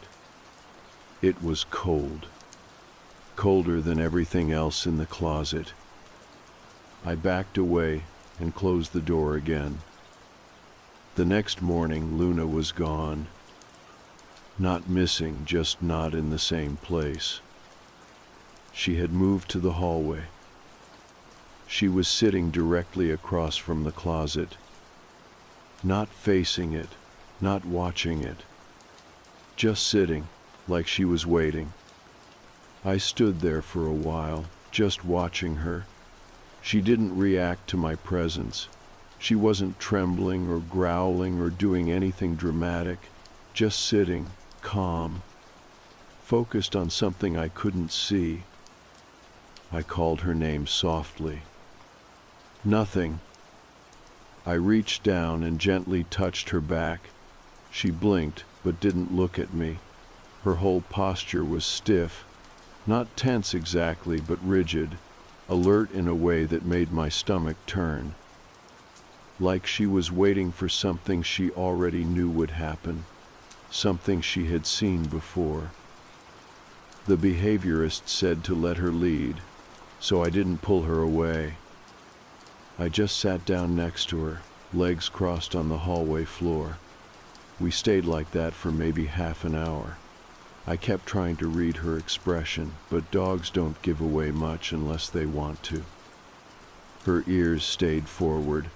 Her eyes never shifted. Every few minutes, she would breathe out hard through her nose like a sigh, like she was steadying herself. Eventually, I got up. I left the closet door closed and walked into the kitchen, made coffee, tried to act normal. I needed something to ground me. Even just the routine of boiling water and pouring it over the grounds helped. When I looked back down the hallway, she was still there. I don't know what I expected. For her to snap out of it, for something to lunge out of the closet and explain everything. Instead, the day passed slowly. I worked on my laptop from the kitchen table, answering emails, half listening to online meetings. Occasionally I'd glance at the hallway and see her still sitting, still watching. She didn't eat, didn't drink, didn't lay down. It started getting dark around 5. The apartment has these long windows that stretch from the floor up to the ceiling, and the light fades fast once the sun starts dropping behind the buildings. By the time I thought to turn on the lights, the hallway was already almost completely shadowed. She was still there. I flipped the switch. Light filled the hallway. She didn't move. Something about that unsettled me more than anything else. The way she stayed rooted in that one exact position, like she couldn't leave even if she wanted to. Like some invisible line had been drawn across the floor, and she wasn't allowed to cross it. I tried coaxing her back into the living room, offered a treat, nothing. Just that same blank focus. At some point I started feeling like maybe this was more than trauma, or if it was trauma, it wasn't hers. I kept thinking about the coats in the closet, the cold fabric, the way that one jacket swayed slightly on its hanger. Maybe it was air currents. Maybe it was just the weight of memory playing tricks, but the room didn't feel right anymore. Around midnight, I decided to open the door again. I stood in front of it for a long time. Luna didn't move. Her breathing was slower than usual. I reached for the handle and paused. I felt something. Not physical, not even emotional really, more like a shift, like the air itself had changed. I opened the door. The light was still on inside. The single bulb hanging from the ceiling cast shadows in sharp angles. I stepped in slowly, checking every inch again. Moved the coats, opened the boxes. Felt along the walls and under the shelves. Nothing. but the cold was stronger this time, like walking into a space that hadn't been warmed in years. I looked up and saw that the ceiling panel, the one that covers the crawl space, had shifted slightly, just a crack, barely noticeable. I grabbed the step stool from the kitchen and climbed up. There was no ladder, just a panel that slid sideways. I pushed it open and pointed my phone light into the crawl space. Dust, cobwebs, a few old wires, and something else. A single dog collar. Not Luna's. This one was older, leather, cracked, faded red. I reached up and pulled it down carefully. The tag was rusted, but I could still make out the name. Juno. I stared at it for a long time. I had never seen that name before. I checked with the shelter records. They had nothing about a dog named Juno in her file. No history of previous owners. Nothing to suggest she had been in a house like this before. But shelters can be messy. Paperwork gets lost. Dogs get renamed. Still, it felt like something important. I brought the collar into the living room and set it on the table. Luna hadn't followed. She stayed in the hallway, watching, unblinking. I thought about calling someone, maybe the behaviorist, maybe someone from the shelter, but what would I say? That my dog found something I didn't know was hidden? That she reacted to a name I had never spoken? I sat on the couch, just watching her. I said the name out loud once, softly. Juno. Luna's ears twitched. Not much, just the smallest flicker. I said it again. She blinked. Her gaze moved slightly, not to me, but to the space just to my left, as if something had shifted, as if something had heard. She didn't bark, didn't growl. She just got up, turned, and slowly walked back toward her bed, lay down, closed her eyes. And for the first time in days, I heard her sigh, a real one. I didn't sleep that night. I sat in the hallway instead, back against the wall, watching the closet, watching the dark, trying to remember if I had ever heard that name before. I didn't say the name again the next morning. I was afraid to. Not because I thought something would leap out of the closet or that Luna would start screaming again, but because I didn't know what the word meant to her. I didn't want to break whatever delicate thread had formed between her and that moment last night when she finally moved, finally blinked, finally lay down like something had passed. She still wasn't herself, but something had shifted. She followed me to the kitchen in the morning, slowly, cautiously, but she followed. She didn't touch her food, but she sat nearby while I ate toast and stared at the dog collar on the table, the cracked leather, the faded red, the rusted metal tag. I'd put it on a paper towel to keep it from sticking to the wood.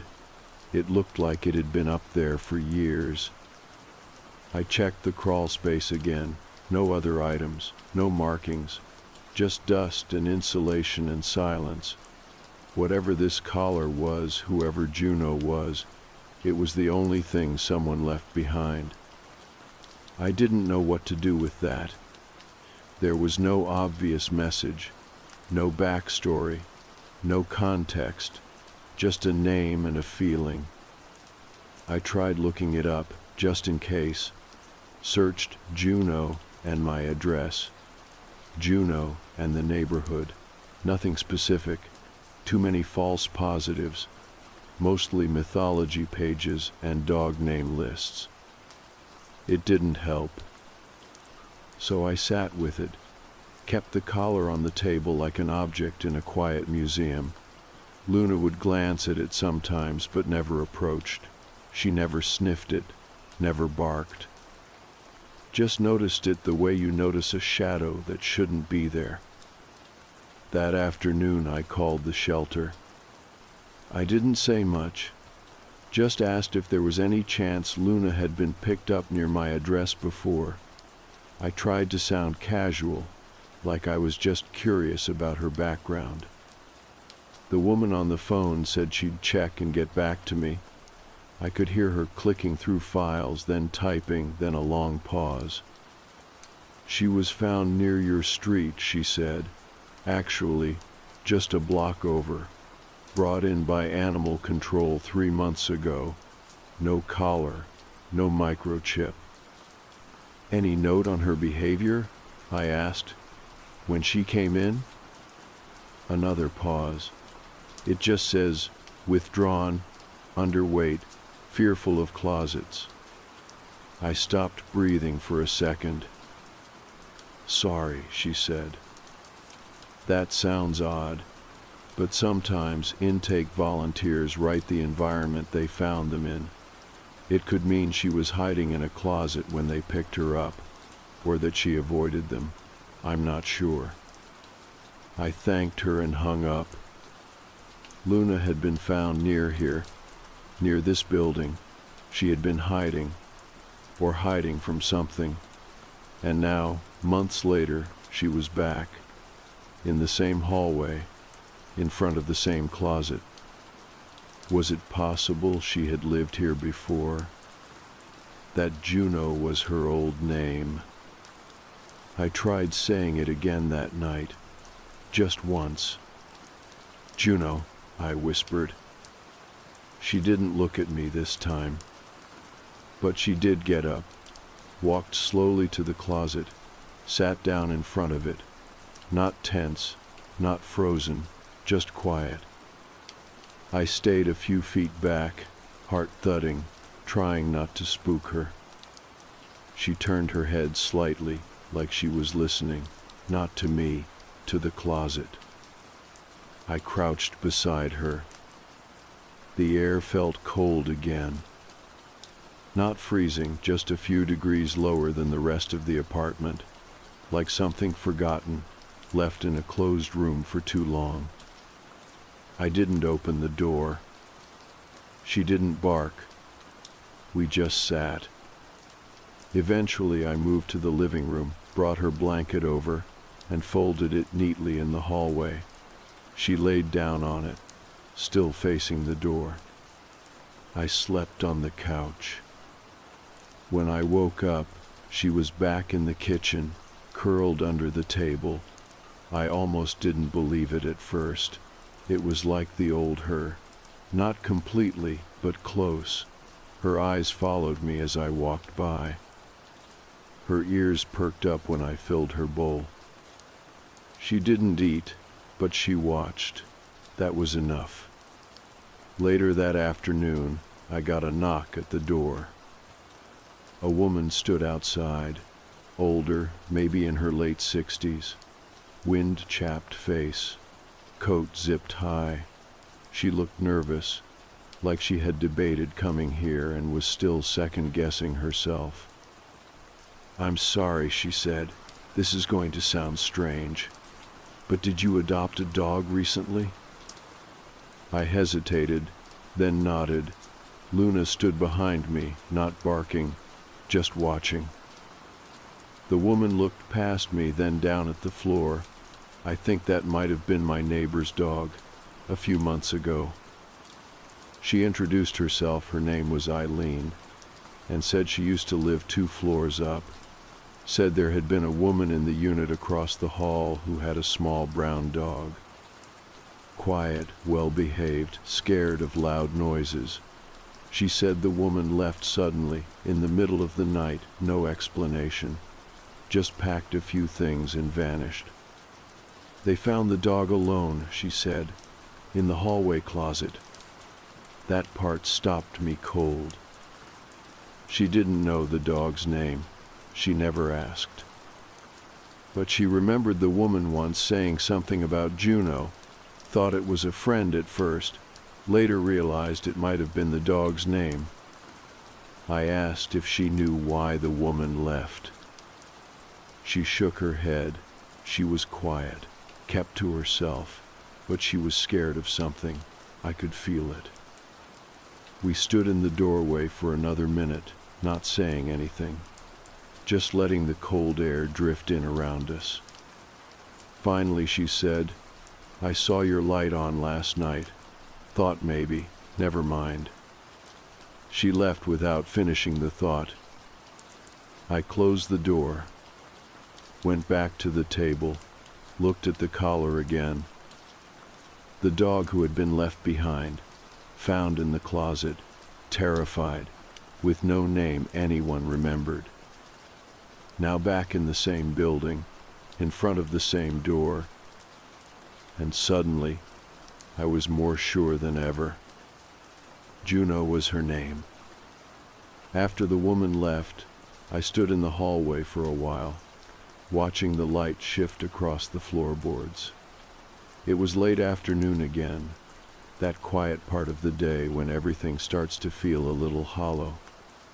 Luna Juno was lying under the kitchen table, her head resting on her front paws, eyes half closed.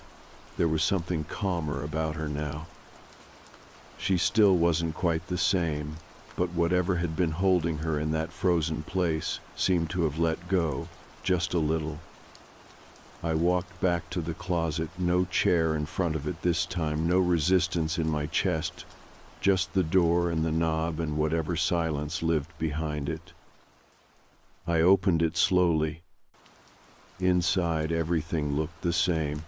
Coats, shoes, boxes.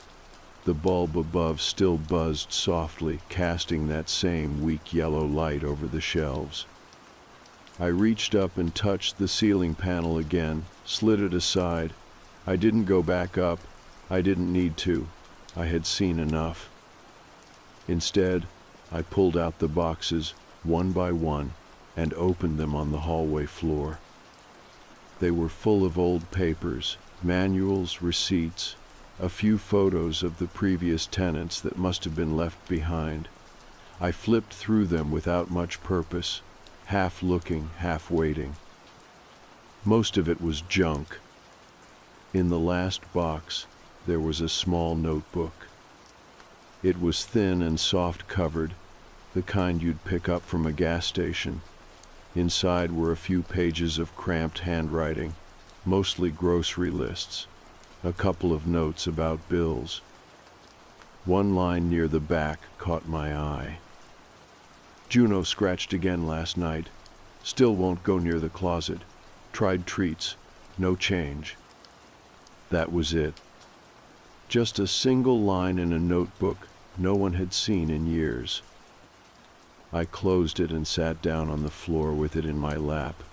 I didn't feel scared, just tired, like I had walked in circles long enough that the edges of the story had finally begun to smooth out. No big reveal. No hidden door behind the coats, just traces, scattered pieces that all pointed to the same thing. She had been here before. She had been afraid. And now somehow she was back. Maybe by accident, maybe not. I put everything back in the boxes. I left the collar on the table, and I closed the closet door gently, like I was saying goodbye to something I didn't fully understand. That night, Luna came into my room on her own, first time since the incident. She didn't curl up on the rug at the foot of the bed. Instead, she rested her head against the side of the mattress. I reached down and let my fingers rest against the soft fur on her neck. She closed her eyes. For a long time I didn't move. I didn't sleep either. Not because I was afraid, but because I felt like I was witnessing something that didn't need to be interrupted. There was a quiet between us now that felt different than the silence from before. Not absence, not fear, just space, something lived in.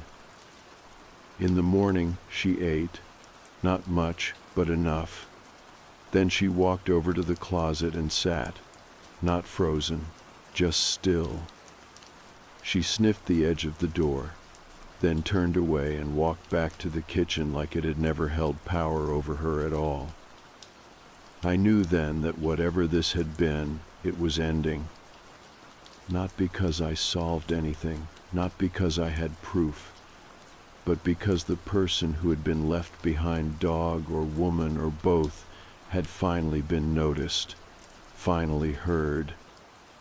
I took the collar outside that afternoon, not far, just to a park a few blocks away. There was a cluster of trees along the back edge of the lot. I found a quiet spot, dug a small hole beneath one of the oldest ones, and placed the collar there, wrapped in the soft towel I had used when Luna first came home from the vet. I didn't say anything. I just covered it gently and sat there with my hands in the dirt. A breeze passed through the branches above me, and I let it move over my face, slow and cool and steady. When I got home, Luna was waiting by the door. She wagged her tail once. It was the first time I'd seen her do that. Now, weeks later, she still won't go near the closet. But she doesn't stare at it anymore, doesn't sit in front of it like she's waiting for something to appear. She just walks past it, sleeps in the sun, eats her food, noses my leg when she wants attention. Some days, I still catch myself watching that door. I wonder if there's still something behind it. Not a ghost, not a shadow, just memory, imprint. Whatever it is that lingers when something important happens in a place and no one's left to acknowledge it. But then Luna looks at me with those calm, steady eyes, and I remember that it's over. It ended when I said her name, when I let it matter, when I listened